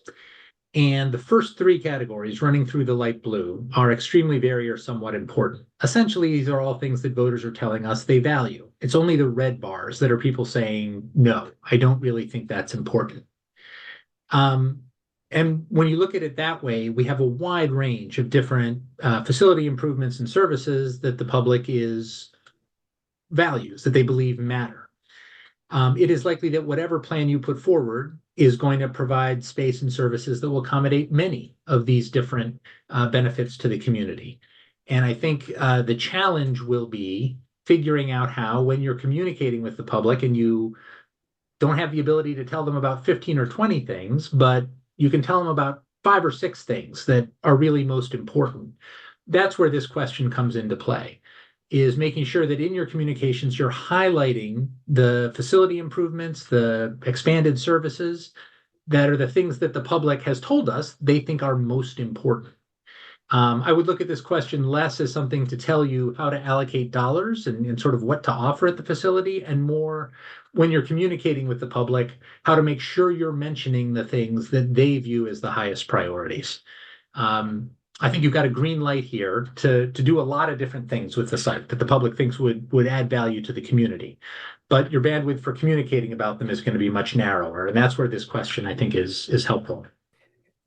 If I could add, Councilmember, as Mr. Metz points out, I think much of our intent in having the question phrased the way it is to help inform the master planning effort, and that will also help determine what features are most important to be included as a part of the master plan. Okay, thank you. And so when we follow up and we have the future polls, are we going to be talking about money you know, how much are you willing to pay, but also what would you get for that? Will we tie that together? Absolutely. That's exactly the plan for those later surveys and the reason why we're doing them as a series. I sometimes think about an initial survey like this as you're serving someone a meal, but you're sort of separating the courses and asking people to evaluate them separately. A moment ago, we looked at the question about how much people are willing to pay. Well, that's the vegetables, right? No one is excited about their taxes going up. So it's understandable that the results are ambivalent. But as you noted in discussing those results, if you put those dollars into the context of what the public gets for it, which is sort of the dessert of the meal, it's what's covered in this slide, that willingness to pay may shift when it's considered not in isolation, but as part of a greater whole. So the future surveys at your direction will combine these pieces, tell voters what they pay, but what they'll get for it, and ask them to evaluate it in a more holistic way. If I could add one more piece, Councilmember, there are a number of dimensions that are not yet really fully defined, obviously, but maybe just to describe them. One, as we talk about what you'll get as a part of the master plan, that is the master planning exercise. In terms of what it costs and what taxpayers would be responsible for, in addition to the overall costs, as we've discussed already, there are pieces that we hope the taxpayers will not be responsible for. That would include what's generated through public-private partnerships, as well as what could be funded through impact fees and other sources other than general obligation bonds. So, you know, I think we also want to be a little careful in drawing too close conclusion that the total price tag of the master plan equals what bond measure would need to cover. The other piece that we really haven't talked about is phasing, in that I think we fully expect that a master plan would need to be developed over phases, and that would be over many years. And as such, the near-term phase could include, let's say, a new building or more than one new building, while the remainder of the campus stays in place. And I think it ultimately will be both a part of the immediate decision-making, as well as what occurs over those years to determine, you know, how quickly and ultimately whether the full build-out occurs or if it's more of segmented or first few phases only. Okay, yeah, thank you. Those are good points. Yeah. So overall, I'm optimistic. I think this is a really important facility for Palo Alto, and I think Palo Alto is going to realize the value.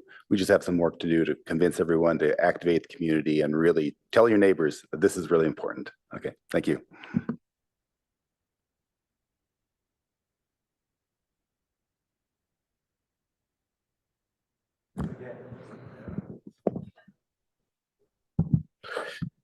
I had a couple questions on slides as well, so I just want to jump in here on the very next page slide where you talk about relative low priorities include athletics. So that's packet staff report, page 24. I'm not sure I read that in the statistics, so I want to question that. It may be lower than some of the other things if that's all you're saying, but the first question is, do you think that the respondents are assuming that all the playing fields are there and staying, or are you assuming that they haven't even thought about those yet? Because it's already a center of athletics. That's the point.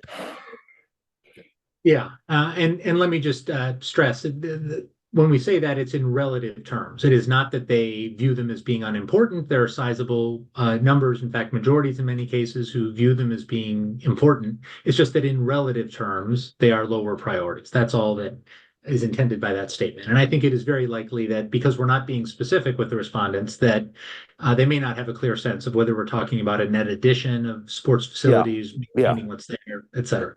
Yeah, that's what I'm asking about, because the people who know it really well, if you polled them, I think they would know right away that, you know, it's an athletic hub in South Palo Alto. I mean, in South Palo Alto, that probably 90% of the people with kids from any part of Palo Alto have been to with their kids for multiple sports. So I wouldn't want us to draw the conclusion that, you know, this isn't going to be such a hot spot for athletics. And then when you throw in the one that's ranked relatively low about the fitness center, also some interest there, obviously low, but still 38% want fitness center. So thanks for that clarification. I was also surprised on the next slide. This title, larger shares, say pickleball, tennis courts and dog park are not too important. The community pool, polled at only 27%. A community kitchen polled at 25%. I don't even know that we've ever discussed a community kitchen before, and we've been talking about a pool for years now. So do you have any judgments on that from all of your prior experience? I guess I would just say that with a lot of these facilities that are for very specific kinds of recreation, it's not surprising that there is a smaller group of voters who may be enthusiastic about them just because it's a smaller group that participates in any one specific activity. But those groups can be very passionate and very motivated and very supportive. We see this often when we're polling on these kinds of subjects. It is not anything unique to Palo Alto. So I think the way you characterized it before is right. You shouldn't look at these results and dismiss it and say, there's no support for this. It's just a question of how intense that support is. And in some cases, it's a smaller subgroup that has the passion for it. Okay. And the other comment I was going to make, Councilmember Shikata already covered. So I think that's very important for the public to understand, is that we have multiple funding sources. We're not just dependent on this. So I think that's very material to the discussion. And in another time and another day, we can talk about funding affordable housing, because that scored very well in this poll. So Vice Mayor Vinker. Thank you.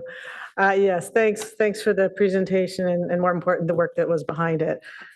Listening to it, you can't help but visualize the potential as you're walking through the different things, and it is tremendous, and it brings me joy just to think about it. But then, of course, we do come back to reality when we try to ballpark what people are willing to pay. And, this balancing, this struggle, this nexus, this how do we ask about the attributes folks want and what they're willing to pay, and sort of link them to get some connection there. It reminds me of, many of us have been through this, but when we were building our house, and the designer or the architect would say, oh, well, do you want a bay window? Do you want this? Well, sure, but what's it going to cost? And it's very much like that, because you have this grand budget, then you have a budget within the budget, and some things you do want to splurge on, other things you don't care about as much. And we're trying to do that with the entirety of the city.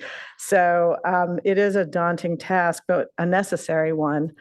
So I appreciate the comments that in the next poll, there'll be more of an effort to link those together, because the nexus that's been discussed is very, very important. And I appreciate also Councilmember Rekdal's point about that. And it does seem like a bit chicken and egg, right? Like it's, I'll support it if it has X at Y cost, but how much, does Y go up? Will I keep supporting things? So it's a tricky thing. I appreciate the city manager's point about public-private partnerships being not part of the bond dollar amount. And so is that something that we will try to ballpark as best we can so that we can get the right nexus? We will, to the extent that we can. I think, those are ongoing conversations, and we'll, as the overall master planning proceeds, want to continue those explorations with partners in ways that will allow us to quantify it. Yeah, and I suppose that even if we won't be able to I certainly appreciate the difficult nature of that, but even if we have certain, test cases, if we get this much, if we have that partner, I think that'll be very important to help us stay realistic and know what we really have to sell. And I appreciate the phasing comments as well. And I think we also have to bear in mind that, all of life is timing, and we don't know exactly what backdrop against which this potential bond campaign will happen. And, this year, there's been a lot of uncertainty. There's been tariffs, not tariffs, tariffs, not tariffs. There's lots of things like that we just don't know how confident people are going to be feeling, how, tight with money they're going to be feeling. And so I appreciate the polling getting us to a more granular understanding. But then again, we're going to have to make a judgment at the time because the polling's now and the ballot will be then. So, yeah, and I also want to echo the mayor's points about the athletics, because it is so interesting to see that in response to question 6, almost 60% say they see the need for funding, quote, recreational facilities. But then in question 10, we have a headline that says athletics is a low priority. And yeah, it points to individual athletics as the top one and a fitness center for cardio as the bottom one. But I think that athletics generally might be a different answer. I also wonder, and I'm a little curious about this, perhaps our consultant can help with it. I think there's a bit of a distinction. If somebody asks me, do I want a gym at Cubberley? I think there's a distinction between, yes, I want a gym at Cubberley because my family wants to use it, or yes, I want a gym at Cubberley because I want to make sure there's sufficient gym community facilities for our community. I don't want waiting lists. I want anyone who wants to exercise like that to be able to access one. And those are two kind of different answers, and they both might drive me to want to support a bond.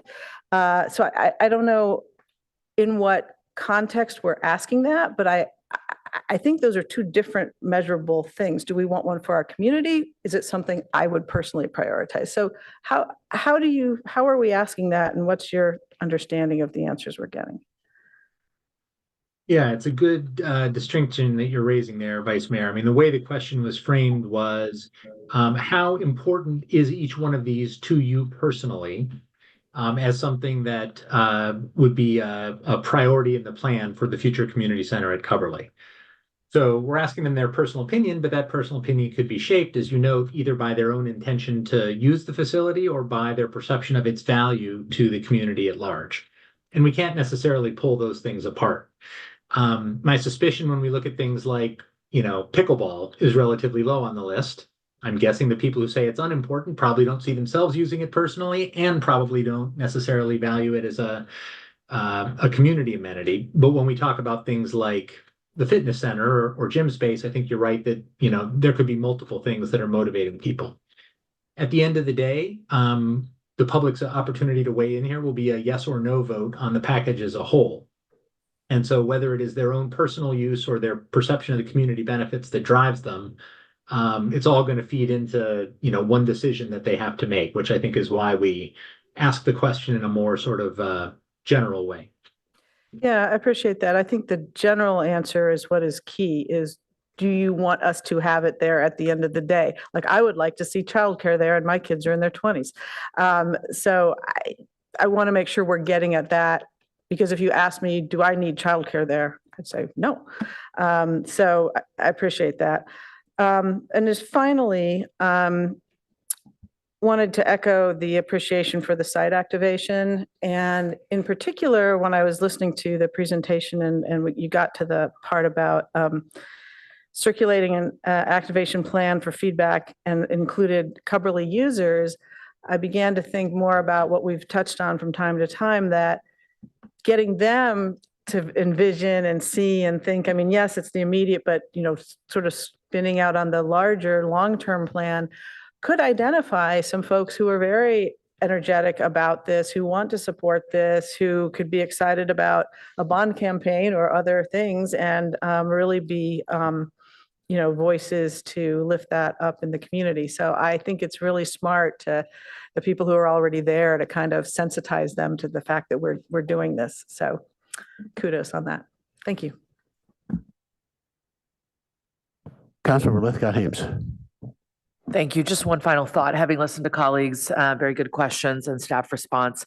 I think there is, this sort of, as this thing hurtles down the track, wrong metaphor, as this thing proceeds quickly, needs, no. We have the momentum. Thursday is a big community conversation. Our consultants are flying in from New Orleans with drawings and enhanced drawings and whatnot. And we're hearing a concern that is the consultant putting forth a set of options that will all turn out to be well more than this city seems to have appetite for. I note that I think at least one person from Concordia is on the Zoom tonight.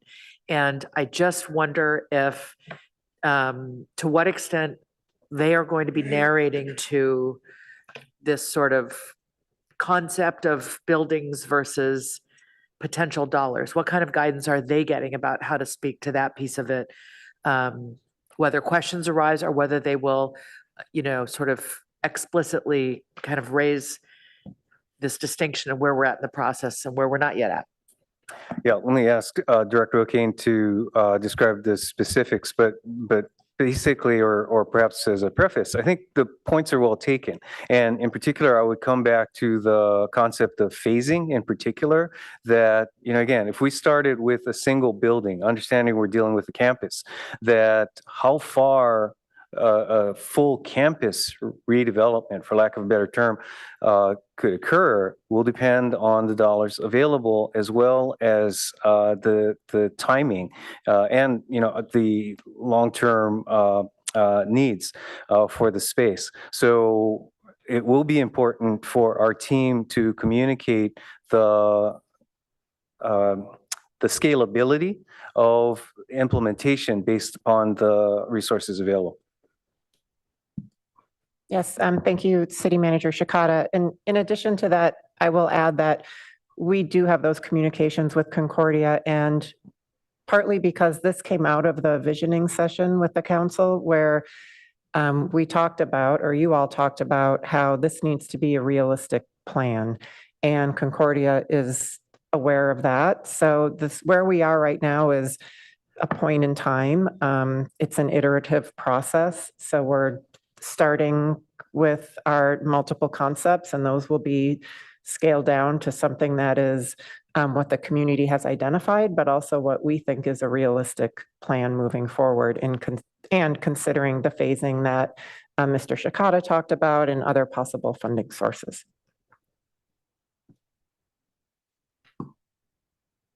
Councilor Lou. Thank you. Just a few quick closing points. As a next step, I would love more explicit polling on new buildings versus renovations and how that is perceived by people. And that really relates to Councilmember Burt's point. I think the poll right now is really phrased around renovations. So the priorities are repairing and upgrading wiring, preserving trees, upgrading buildings to meet earthquake standards, and the messaging is similar. It's like, in the long run message, it's about taking care of these buildings today. So we really, I think, are framing this in terms of renovations. And I think we're doing that in a somewhat implicit way. So it'd be great to get a super clear read on that.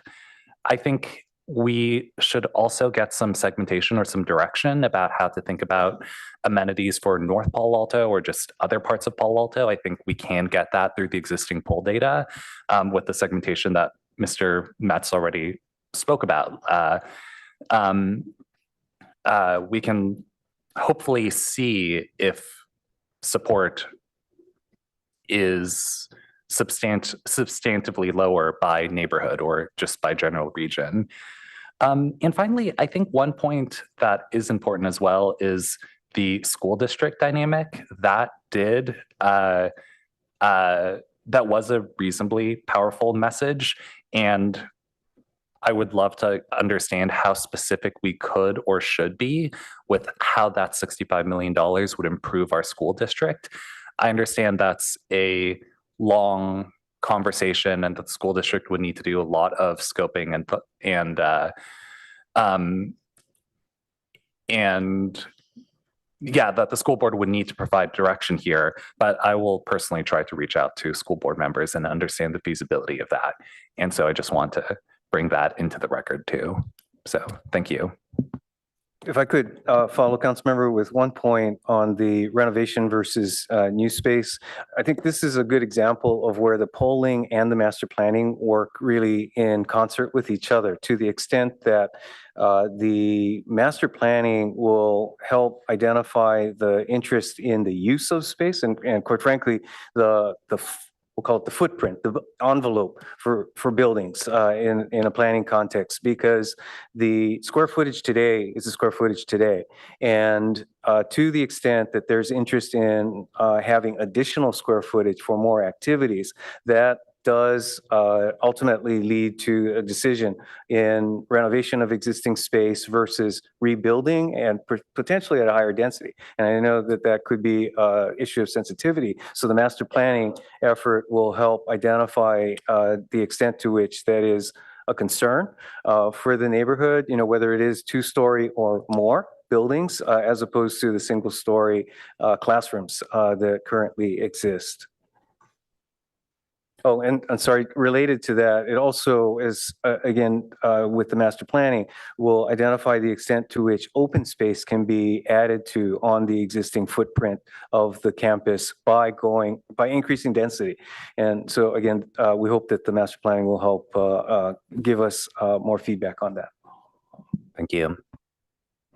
Okay. Thank you very much, Director Kane. Yeah.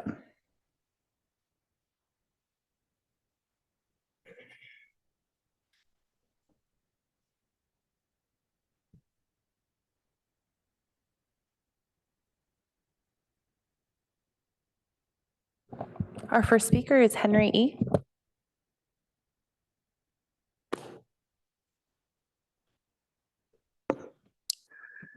Thank you. I think George just raised the key point in all of this.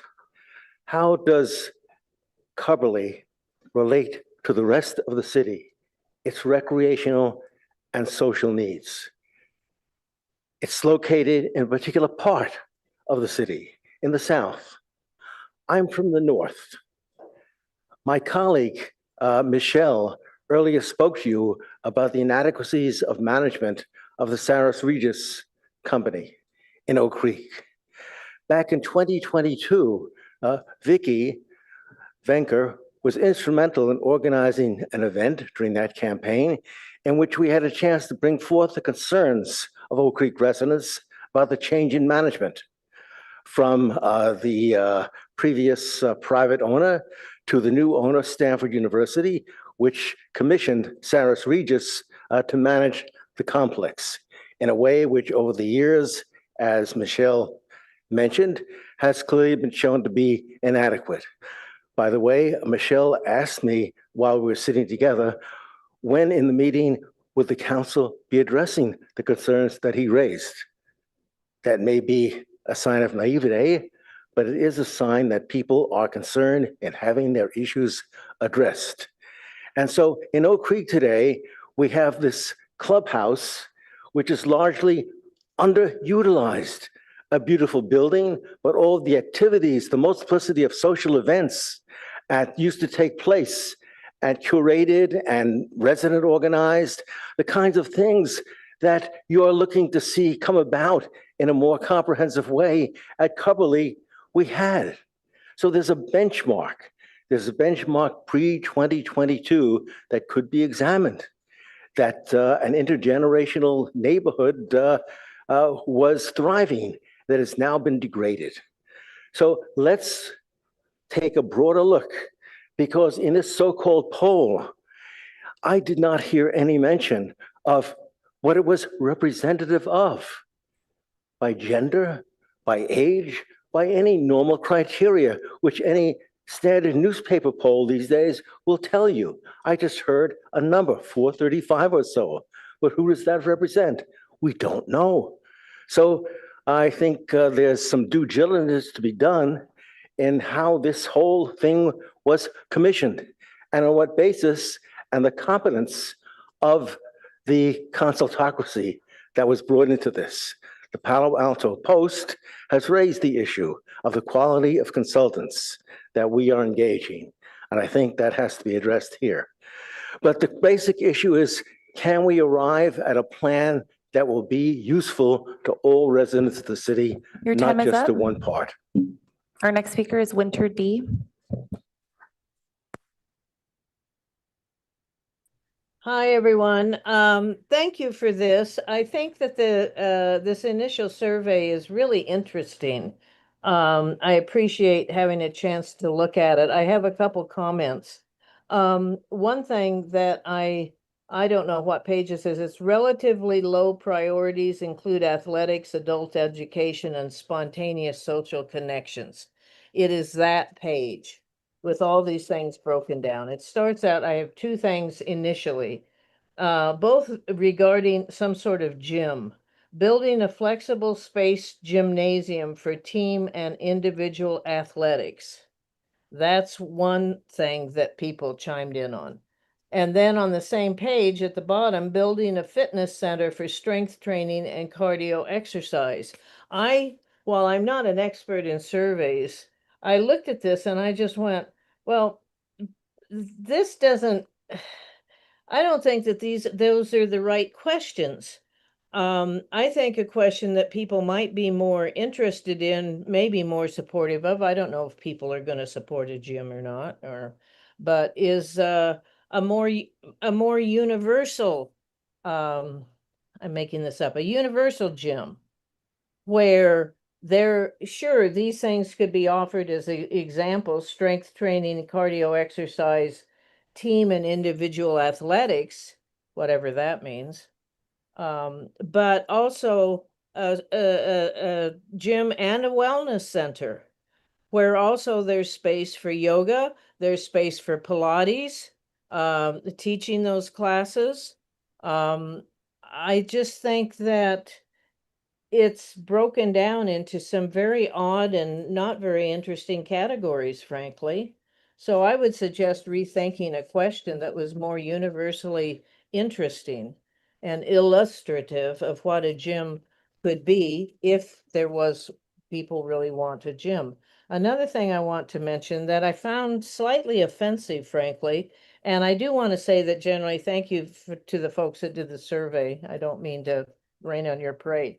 But when it says on that same page, providing a warm water therapy pool for seniors, children, people with disabilities, and those recovering from injury, I find it just vaguely offensive. Maybe I'm oversensitive. I just turned 80 years old 2 weeks ago, but it says providing a warm water therapy pool for seniors and children as kind of a universal thing. Seniors and children therapy pool. And then it says people with disabilities and those recovering from injury. Why not just say providing a warm water therapy pool for those that need it, for disabilities or recovering from injuries, instead of Your time is up. and children needing a therapy pool? I don't like that wording. Thank you. That concludes public comment on study session item 2. Okay, next up is city manager comments.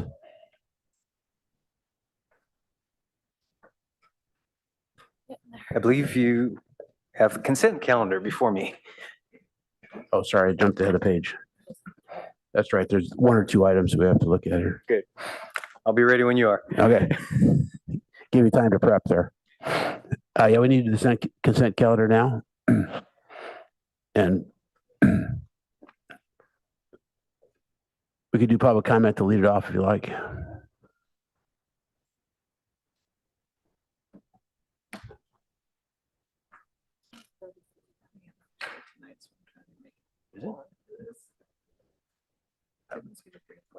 We have one request to speak. Cynthia F. Can you hear me? Yes. Great. Good evening. I ask that you please pull item 9 from consent to discuss. I believe it'd be premature to approve this turf contract tonight. Here are 4 concerns. First, I believe the city would be breaking state law by moving forward with synthetic turf. California law requires prioritizing source reduction of waste. Because a regeneratively managed natural grass field would prevent a significant waste stream. and is a feasible alternative to synthetic turf. The law requires prioritizing choosing natural grass. If you were already confident natural grass was not feasible, you wouldn't have funded a study comparing the two. Second, the synthetic turf being proposed is marketed as recyclable, but California law says a product cannot be sold as recyclable unless that claim is backed by proof that at least 75% of that material type, when discarded in the state, is actually recycled into new products. The manufacturer has not provided any evidence this threshold has been met, so if the city moves forward, it is supporting an illegal sale. The city would need to choose a product that is not marketed as recyclable. Third, CEQA, the California Environmental Quality Act, requires an environmental impact report before this project can proceed. The staff report says this project is categorically exempt, but that's incorrect. Categorical exemptions do not apply when there are unusual circumstances. And in this case, there are. Since synthetic turf was first approved for this site over a decade ago, the evidence of its environmental harm has grown significantly. As just one example, in 2023, researchers identified synthetic turf fibers as a widespread aquatic pollutant in rivers and sea surface waters. That qualifies as an unusual circumstance. Finally, I urge the city not to sign a purchase contract without first procuring from the manufacturer their PFAS test results from an accredited lab with the raw data showing that the product contains no detectable PFAS. The supplemental staff report says the proposed product would be tested for PFAS after installation, which makes no sense. If PFAS is detected, is the city going to tear it out and get its money back? Who's going to pay for that? I sent you a 2022 news article about the city of Portsmouth. Their city staff trusted the manufacturer's PFAS-free claim, installed the product, and later found out it wasn't true. That manufacturer was Field Turf, the same one you're considering. The fact that Field Turf hasn't already provided the city with test results is a major red flag. They've known about the PFAS concerns for years. Surely they've had their products tested by now. I sent you and staff several different emails this afternoon with the details of these concerns and a handful of others, but I understand you may not have had time to carefully read them. I urge you to postpone this vote until you've had a chance. Please don't rush this. The stakes are too high. Thank you. That concludes public comment on consent calendar items 3 through 15. Okay, council members that have no votes or votes to poll. Councilmember Burt. I would like to pull item 7. If we do not pull it, I want to vote no.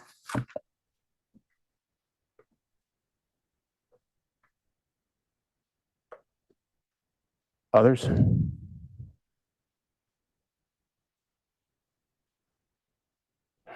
Okay.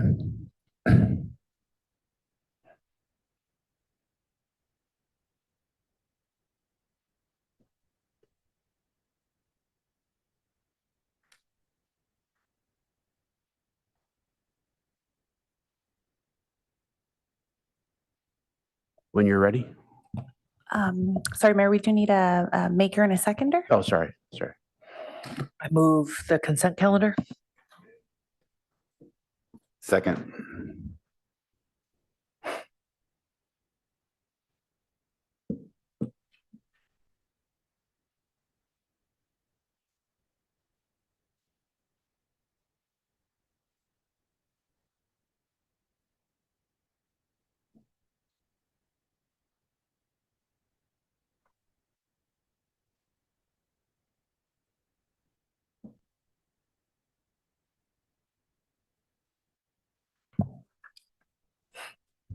Councilmember Stone, Yes. Councilmember Burt, Yes. Vice Mayor Vinker, Yes. Councilmember Lithcott-Hames, Yes. Councilmember Lou, Yes. Councilmember Rectal, Yes. Mayor Lowing, Yes. motion carries. All right, thank you. Councilmember Burt, would you like to speak? Yes. I ordinarily don't like to hold up on contracts, although this one does not seem to be time sensitive since in the staff report on the second page, it says that we actually, as of May, have approximately $200,000 remaining in the contract, which will be reappropriated to the new contract. And that was apparently essentially the same 200,000 that we added last June to support the additional costs associated with grid modernization and the concurrent fiber to the premise that's done with that. And prior to that recognition that we would have to have additional funding for those purposes for this is signage and traffic control for the utilities. We had been allocating $85,000 a year for basic services of the similar nature for the utilities. So it just doesn't make sense to me why we need to go up to $400,000 a year when this last year, when we added that additional 200,000, we had phase one of the grid mod and the fiber to the premise in large part done in this same fiscal year.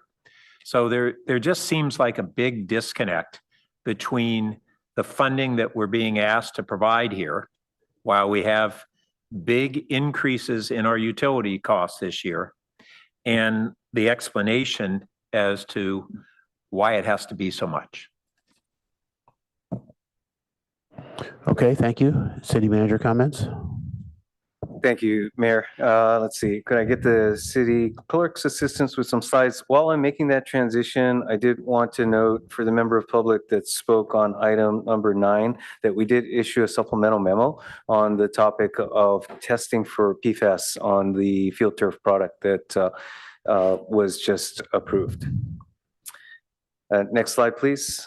Okay, just a few things to share and highlight for the evening. First off, as the council's aware, we have initiated our recruitment for our next fire chief. And as such, want to highlight for community members that if they'd like to provide input to an online survey that we have currently going, that information is available at our website, paloalto.gov/fire chief recruitment, particular looking for any input on key leadership characteristics as well as challenges and opportunities for the department. Next slide, please. A couple of other community engagement events happening this week. On Wednesday, we have our neighborhood town hall for the Palo Alto Hills, Esther Clark Park, and Miranda neighborhoods. And then on Wednesday, actually the following week, Wednesday the 18th, our downtown housing area plan. We'll have a community workshop to discuss housing development opportunities downtown. Next slide, please. Then just looking forward to your, I guess I'll call it a marathon of meetings next week. Just the succession of the last 2 meetings of the fiscal year. On Monday, the 16th, you'll have your budget adoption as well as planned action to approve the construction contract for the Newell Road bridge replacement. Then on Tuesday, you will have the California Avenue outdoor activation guidelines, again, item that was previously scheduled for tonight but deferred in order to adjust your calendar.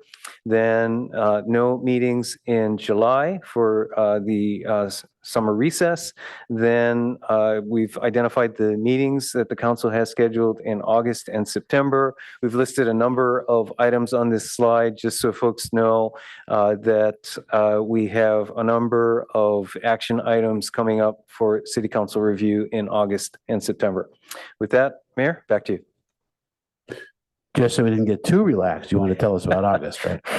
Not to get you anxious about the things to come, but nonetheless, you know, there's plenty of work ahead.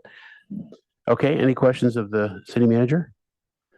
All right, we're now scheduled to take a 15-minute break, which I think is quite appropriate. So we'll be back right about 8 p.m.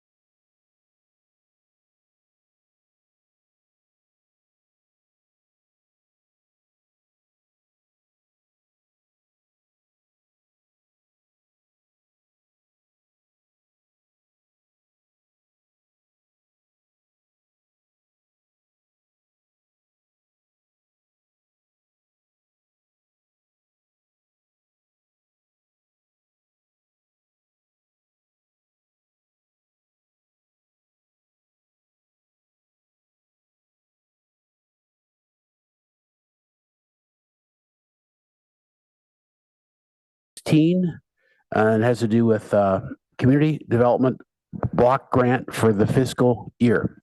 Staff presentation, please. Great. Thank you, Mayor, and good evening, City Council. Jonathan Late, Director for Planning and Development Services. I'm here with Robert Fain, our housing planner. He's going to give the presentation for tonight's item. Oh, and this is Robert's first presentation before the City Council tonight. Okay, folks, be real tough on him now. You've seen him on Zoom, and now you see him in person.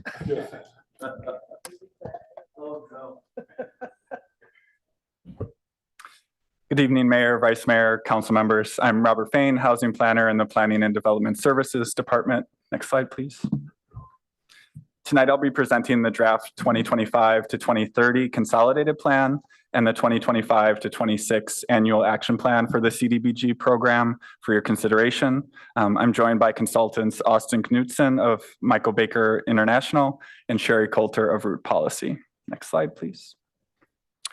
Palo Alto receives approximately $500,000 annually in CDBG funding, which must be used to fund activities that support low and moderate income persons.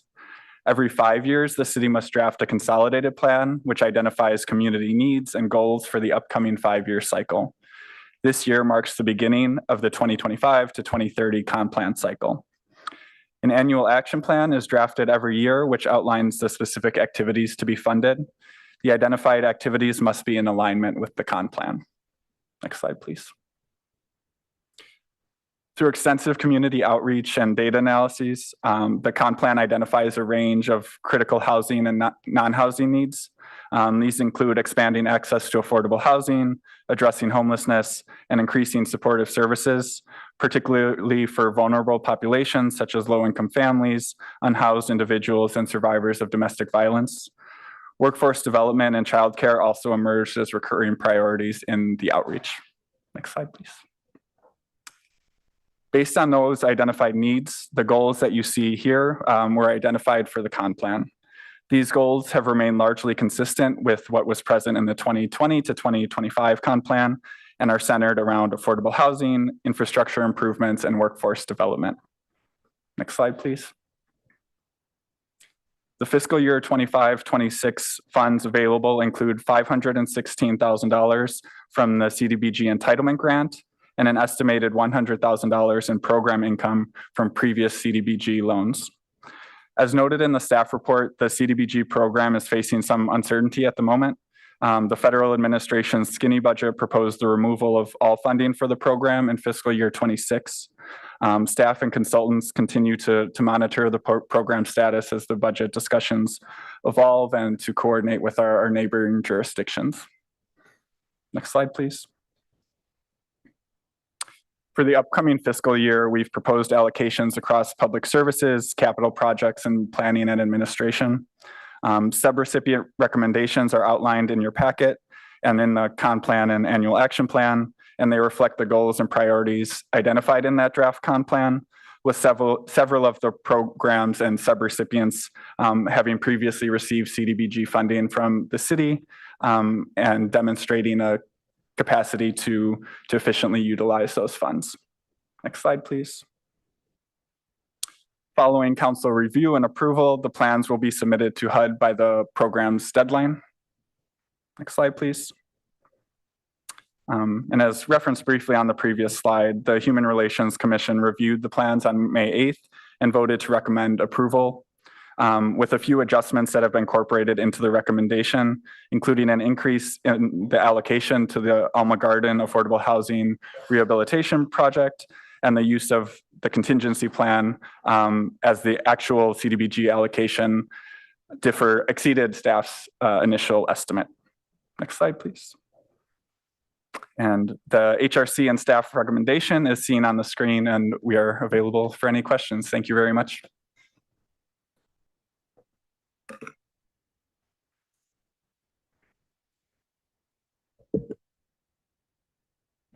Okay, let's go to public comment.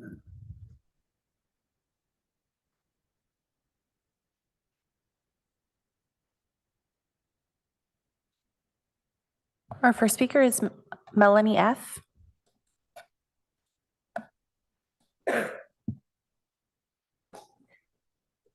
Good evening, Honorable Mayor and City Council members. My name is Melanie Four. I'm the Community Impact Manager at Upwards. On behalf of our Boost team, I want to thank you for your past support and advocate for continued support of Palo Alto's family child care providers and working families. I'm pleased to share the first years of the Boost program in Palo Alto have been a huge success.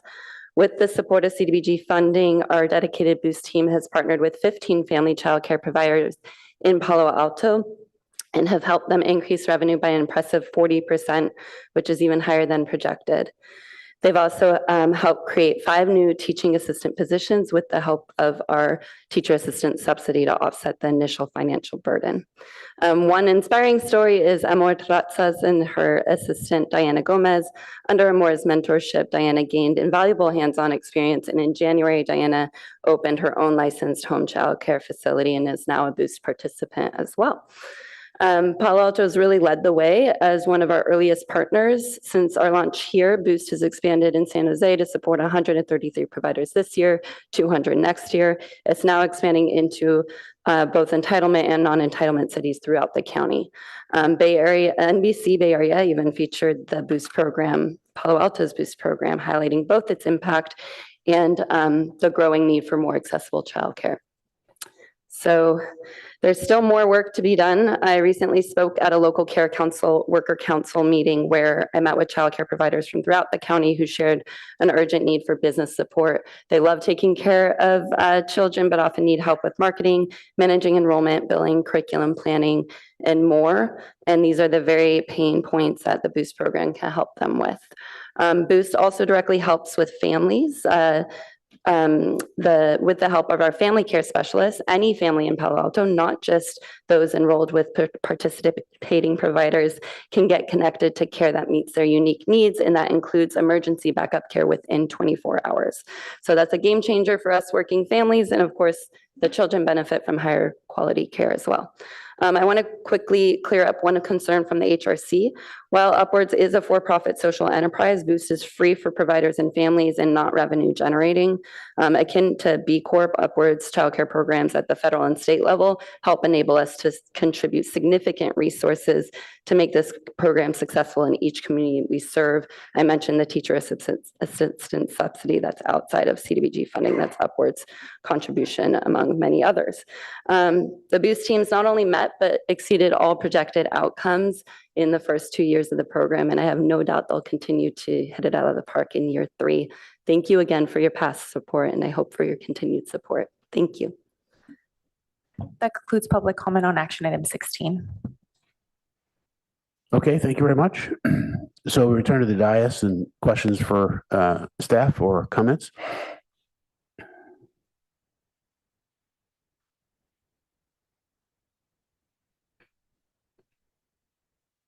Councilmember Stone?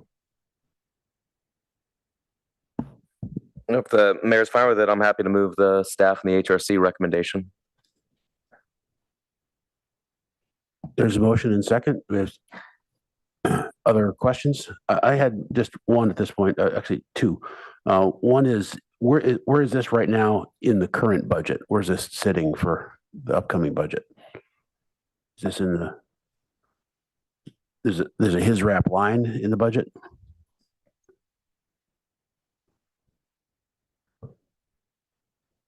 Right. Yes. So thank you for the question. The funds are entirely as a result of the entitlement grant from the federal government. Part of the recommendation is to direct staff to return next week to amend the fiscal year 2026 budget to show the funds being received from the federal government and an equal amount being expended on the programs outlined in the report and in the plan. Okay, great. And then the 20% program planning and administration, is that just an estimate of what staff uses to execute these things?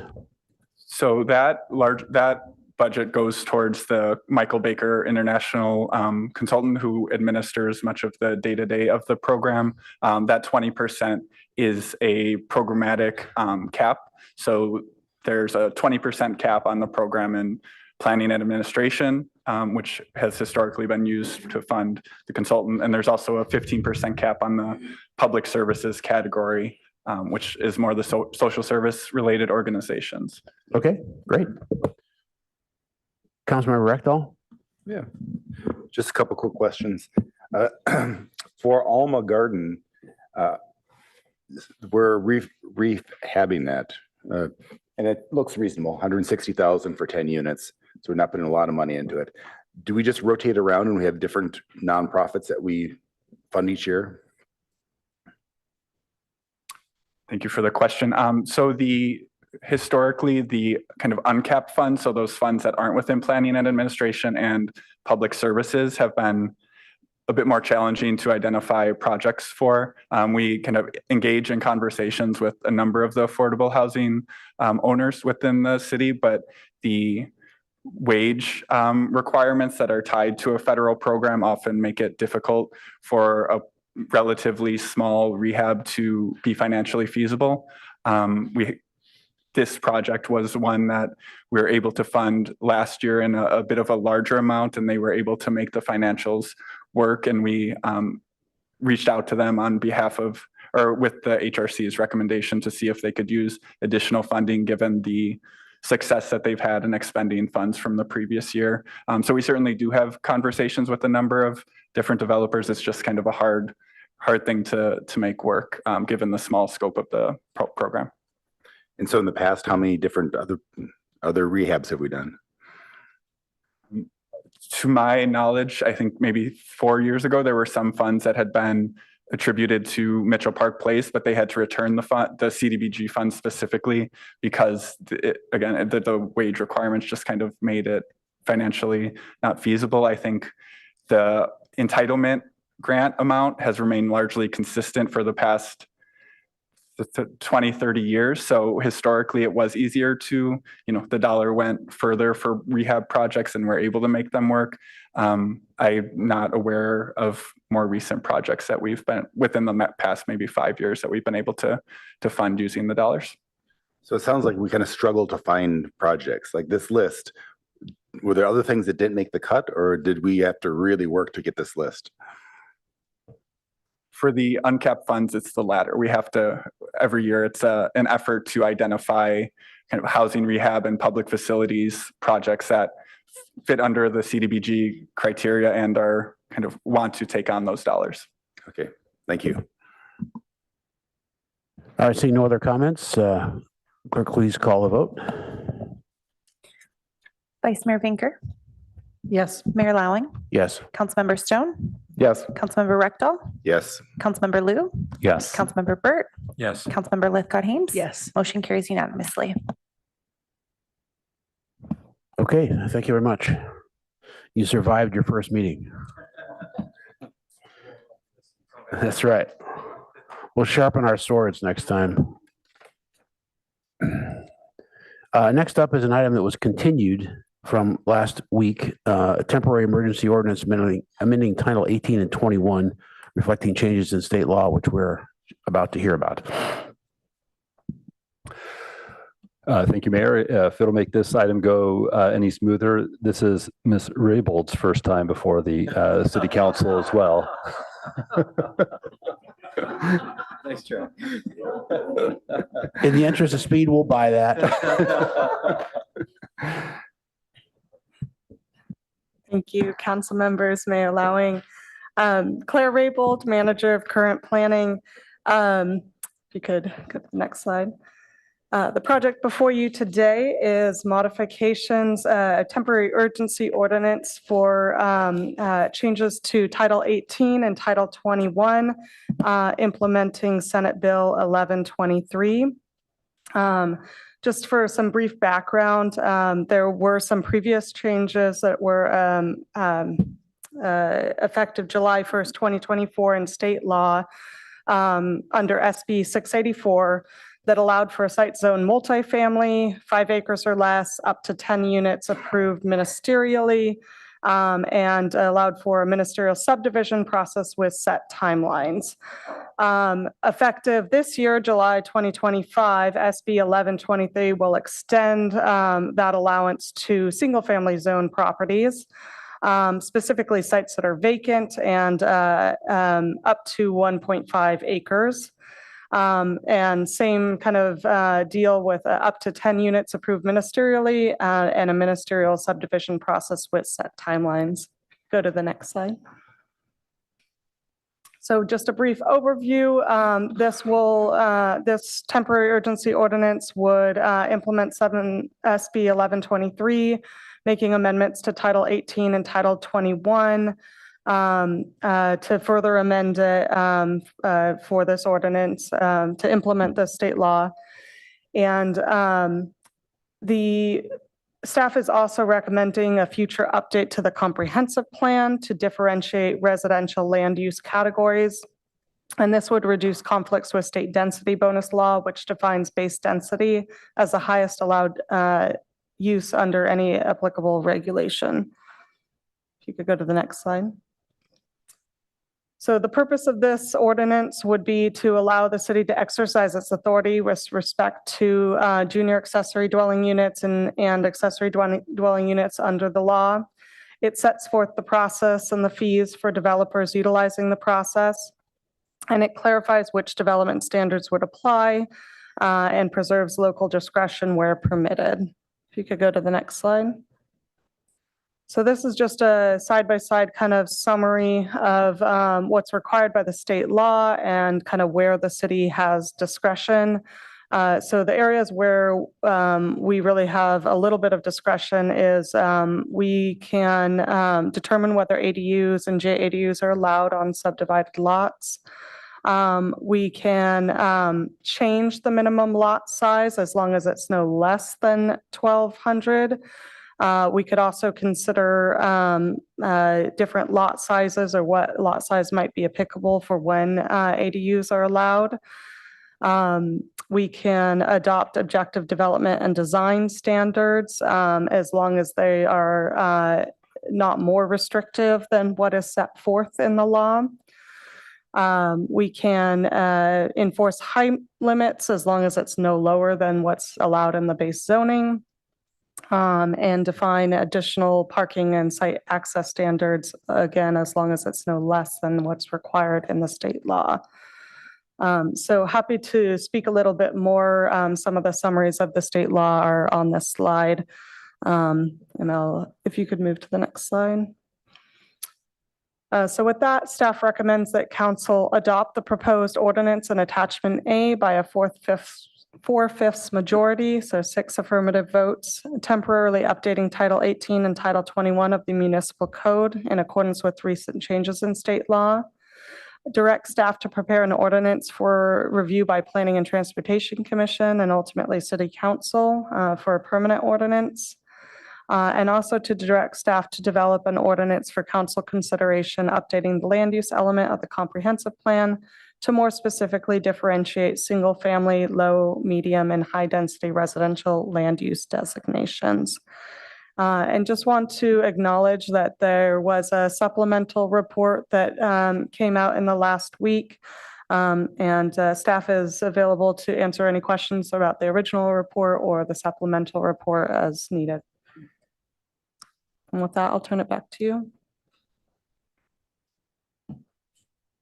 Okay, any procedural questions yet before we see if there's any public comment? Is there any public comment? Yes, ma'am. There is one request to speak.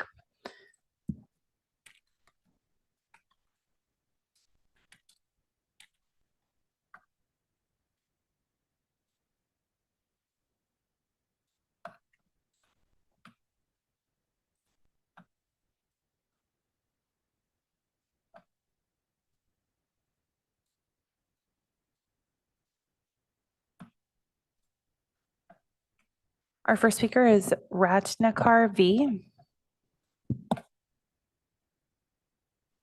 Hi. Okay. Can you guys hear me okay?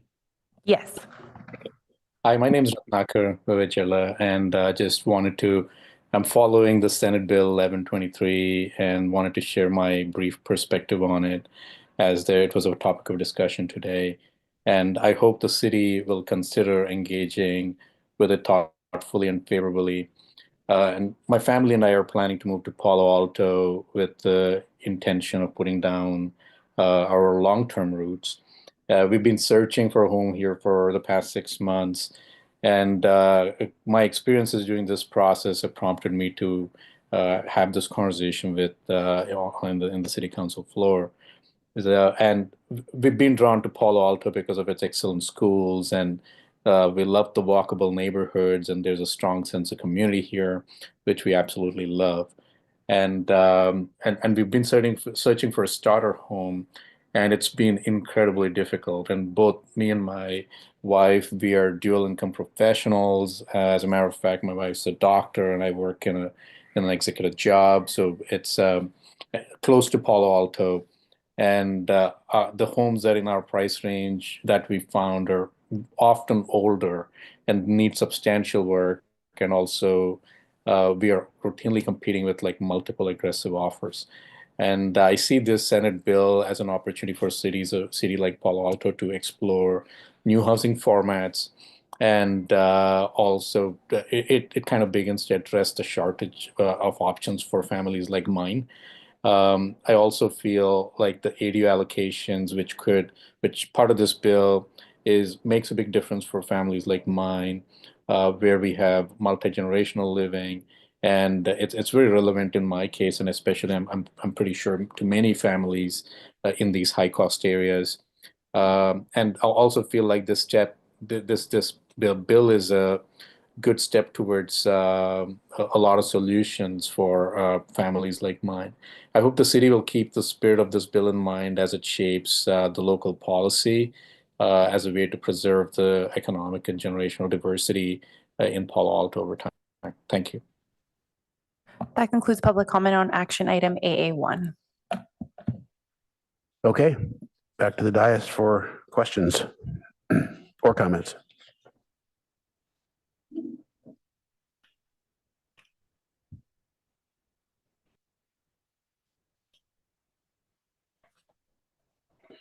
Councilman Baloo? Maybe just one comment. We got one question regarding a public comment that we got earlier this afternoon. I understand the owner or representative of the Old Trace Road project asked about private street width and square footage based on otherwise meeting FAR limitations. Can you comment on where that is currently addressed in the ordinance and what the right timing or approach to those issues in this meeting would be? Yes, happy to. So it's not currently in the ordinance, but under 1804 of our code, we have, definitions of floor area ratio, and private streets and creek easements are deducted from the net lot area for the purposes of FAR. So we did not recommend anything different than how every other lot is evaluated in the city of Palo Alto. I think council in their discretion could add something into Title 18 that's specific to SB 1123 lots if they wanted to. But we didn't recommend any changes to the current ordinance with respect to that. I'd like to jump in briefly as well. With respect to the private street width, the 32-foot width is something that was adopted by an initiative ordinance in 2009. And so that's not something actually that the council is able to change. It's got to be amended by a vote of the people or another initiative ordinance. With respect to FAR, the Senate bill allows cities to adopt an maximum average habitable space of 1,750 square feet.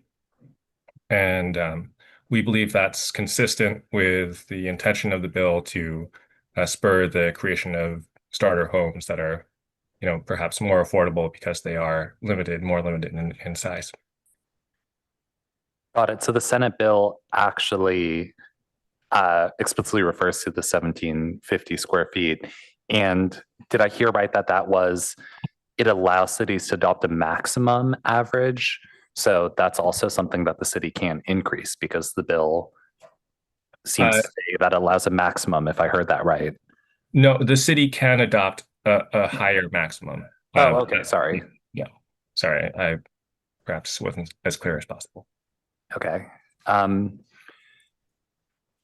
mean, I think 1,750 is reasonable for a starter home, and I would support ADUs, which I suppose would add incremental square footage anyways to any given project. I'm not sure about reworking private streets. I'm a little bit confused because I know we've regularly allowed more narrow private streets in the context of our discretionary zoning. But yeah, in general, I'm happy with the temporary ordinance. Happy to allow ADUs, and I think it's perfectly reasonable to go more than 1,750 square feet. But I think I would just need more time or maybe dialogue to consider that. So those are my comments. Okay, thanks. I'm going to make a couple here. Yeah, I think coming up with a new idea from the developer the night that we're hearing it is not something that we should act on tonight. And we should also keep in mind that this is a temporary ordinance and is going back to PTC. So some of those can be incorporated when it gets there. I know that we're not talking about just this Trace Road project, but when we talk about the specifics of potentially very high fire hazard severity or delineated earthquake, do we know yet if that applies to Trace Road? Because that area is a wildfire area. That's why I'm asking. It's not a very high wildfire hazard area. Okay. And I don't believe it's in a fault zone. And I think it's the third point of the bullet. I'm very concerned about jumping right in and making changes to the comprehensive plan with the limited resources that you have. So I would certainly be willing to have you do that when you get some spare time. But I'm not suggesting that we should put any time frame on that tonight. I'm not supportive of putting a time frame on that tonight because I think you need some leeway on when you go back and do that. You've got a lot of things on your plate. You mentioned a couple here that might be affected. There probably are more than that. So I think we should be not be too strict in when you would come back on that. I think the proposals in front of us to select what kind of ADUs might be appropriate. And it seems that the trade-offs as you presented them in the staff report and in the supplement suggests that if we did junior ADUs on all of the units, that we get 10 units plus 10 junior ADUs, which gives us some benefits down the line in terms of some modicum of local control and still increases the numbers of units from 10 to 20, which is pretty significant. So that seems quite sensible to me as an approach. If there are downsides that I haven't spoken about or that anybody wants to raise from staff, be glad to listen to them. Other council members? Councilmember Burt? Well, just one following on to your question about the high wildfire hazard area. So I take it that is being determined by what the state has identified as specific high wildfire hazard zones? Yes, and I believe those maps, I think, are coming to the city council next week to review those. For final approval, yes. They've been in public circulation for a number of weeks and are being finalized. Well, I'll just comment that we're, in all likelihood, we need to rely on what is the data being provided to us by the state, but I'm skeptical that that whole Rastradero area is not objectively high wildfire hazard. I'm not sure that we have a basis to act otherwise, but I do have concerns, and I don't know what the wildfire pattern is projected to be in Los Altos Hills, but because it's one of those areas with a wind channel, my understanding is it's a particularly high area, and whether this is buffered from that adequately or not, I really don't know. But I just want to say I am concerned as we are becoming more and more acutely aware of our wildfire risk and how it can come into that wildland-urban interface so readily. Councilmember Rectal? Yeah, with respect to the comp plan, is there a deadline for making the changes to the comp plan? The only the reason for amending the comp plan is to align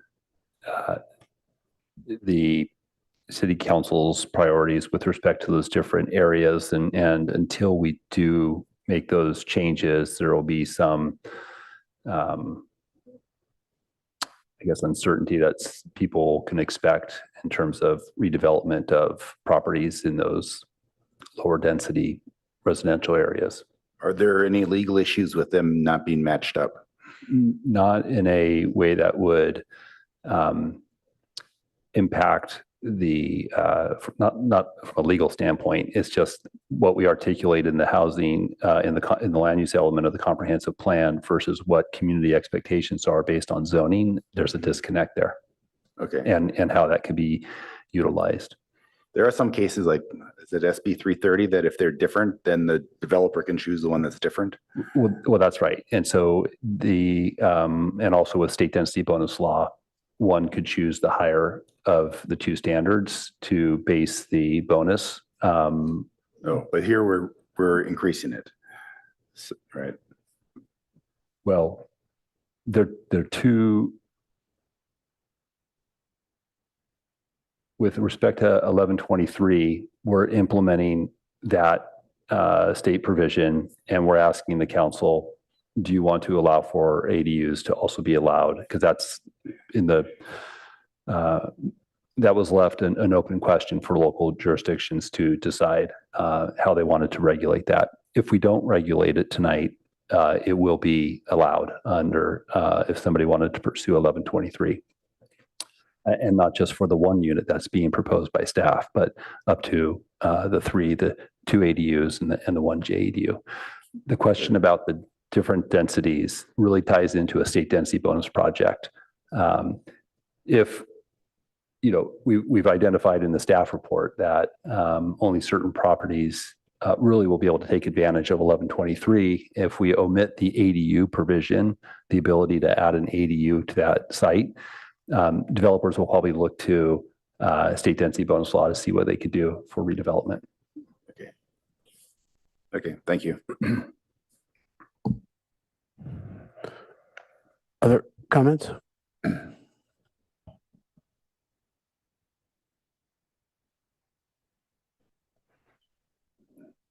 Okay, well, I'm willing to make the motion adding that single JADU, however that needs to be worded on top of what you have presented.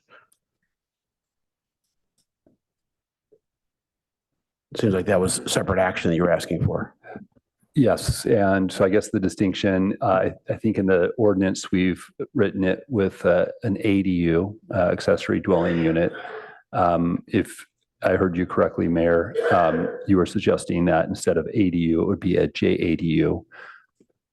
That's what I thought one of your options was JADU. It is an option. You could, the council could decide that you want to limit it to just JADUs, which are smaller units. Their maximum size is 500 square feet, and there's no requirement for a bathroom facilities in the JADU and a kitchenette. That's distinguished from what's proposed in the ordinance, which is an accessory dwelling unit, which is a more of a independent, more self-sustaining individual unit. Okay, but limited to one of those. That's correct. Okay. And if you're saying it could be, and maybe I'm understanding you now, you could, a developer would be able to choose either a JADU or an ADU at their discretion is if I'm understanding. Yeah, so that the net total one more unit would be 20 instead of 10, which is good because we're adding units, but it's not 30 or 40. Sure, understood. And if I can, maybe just let me ask Albert Yang, is the ordinance drafted presently to give the option to do a JADU or an ADU, or is it just ADU at present? It is drafted so that the developer has the option. Although I understood the mayor's motion differently, I understood it to direct that a JADU should be the only option. Yeah, I'm happy to have either one. I think that's better. Okay. I think more people might want to stand alone for kid, mom, whatever. Great. That is how the ordinance is currently drafted. Okay, great. I think I misunderstood the text. I thought it was that you were preferring a JADU for other purposes, but so then it is the staff motion then. Except for the third part, which is you can do that in your own time, but we're not going to put a time frame on it. Is that understood from the? Yeah, and there's no time frame out in the staff recommendation, but having the council acknowledge that that's a task that you're asking us to do, and we'll slot it in as when we can reasonably accomplish it. That's the intent. I'm perfectly happy to leave that there unless you scream and shout and say we really don't want to do that for 5 years. Well, I guess I would ask the council, because while that issue is unresolved, there will remain some disconnect between two documents that we have, the zoning code and the general plan. And to the extent that we want to give the community some certainty as to what to expect, reach an alignment in those two documents is sure. Highly preferable. Right. So that's the spirit in which we've proposed it. Any other comments from council members on the director's point? It's not specified now, so. All right, let's just go with it as is. One note, packet page 343 does have the fire map, if you want to look at it, and it shows that this is not with the current maps, it's not at risk, not even moderate. And there's a really cool little thing on the CAL FIRE thing where you can scroll back and forth and compare the old and the new maps. And there used to be none, and now the yellow one is getting closer to it, but it's not quite there.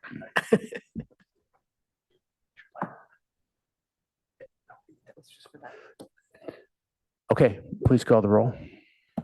Mayor, did I miss a seconder? Yeah. I'll second. Oh yeah, you did. Thank you.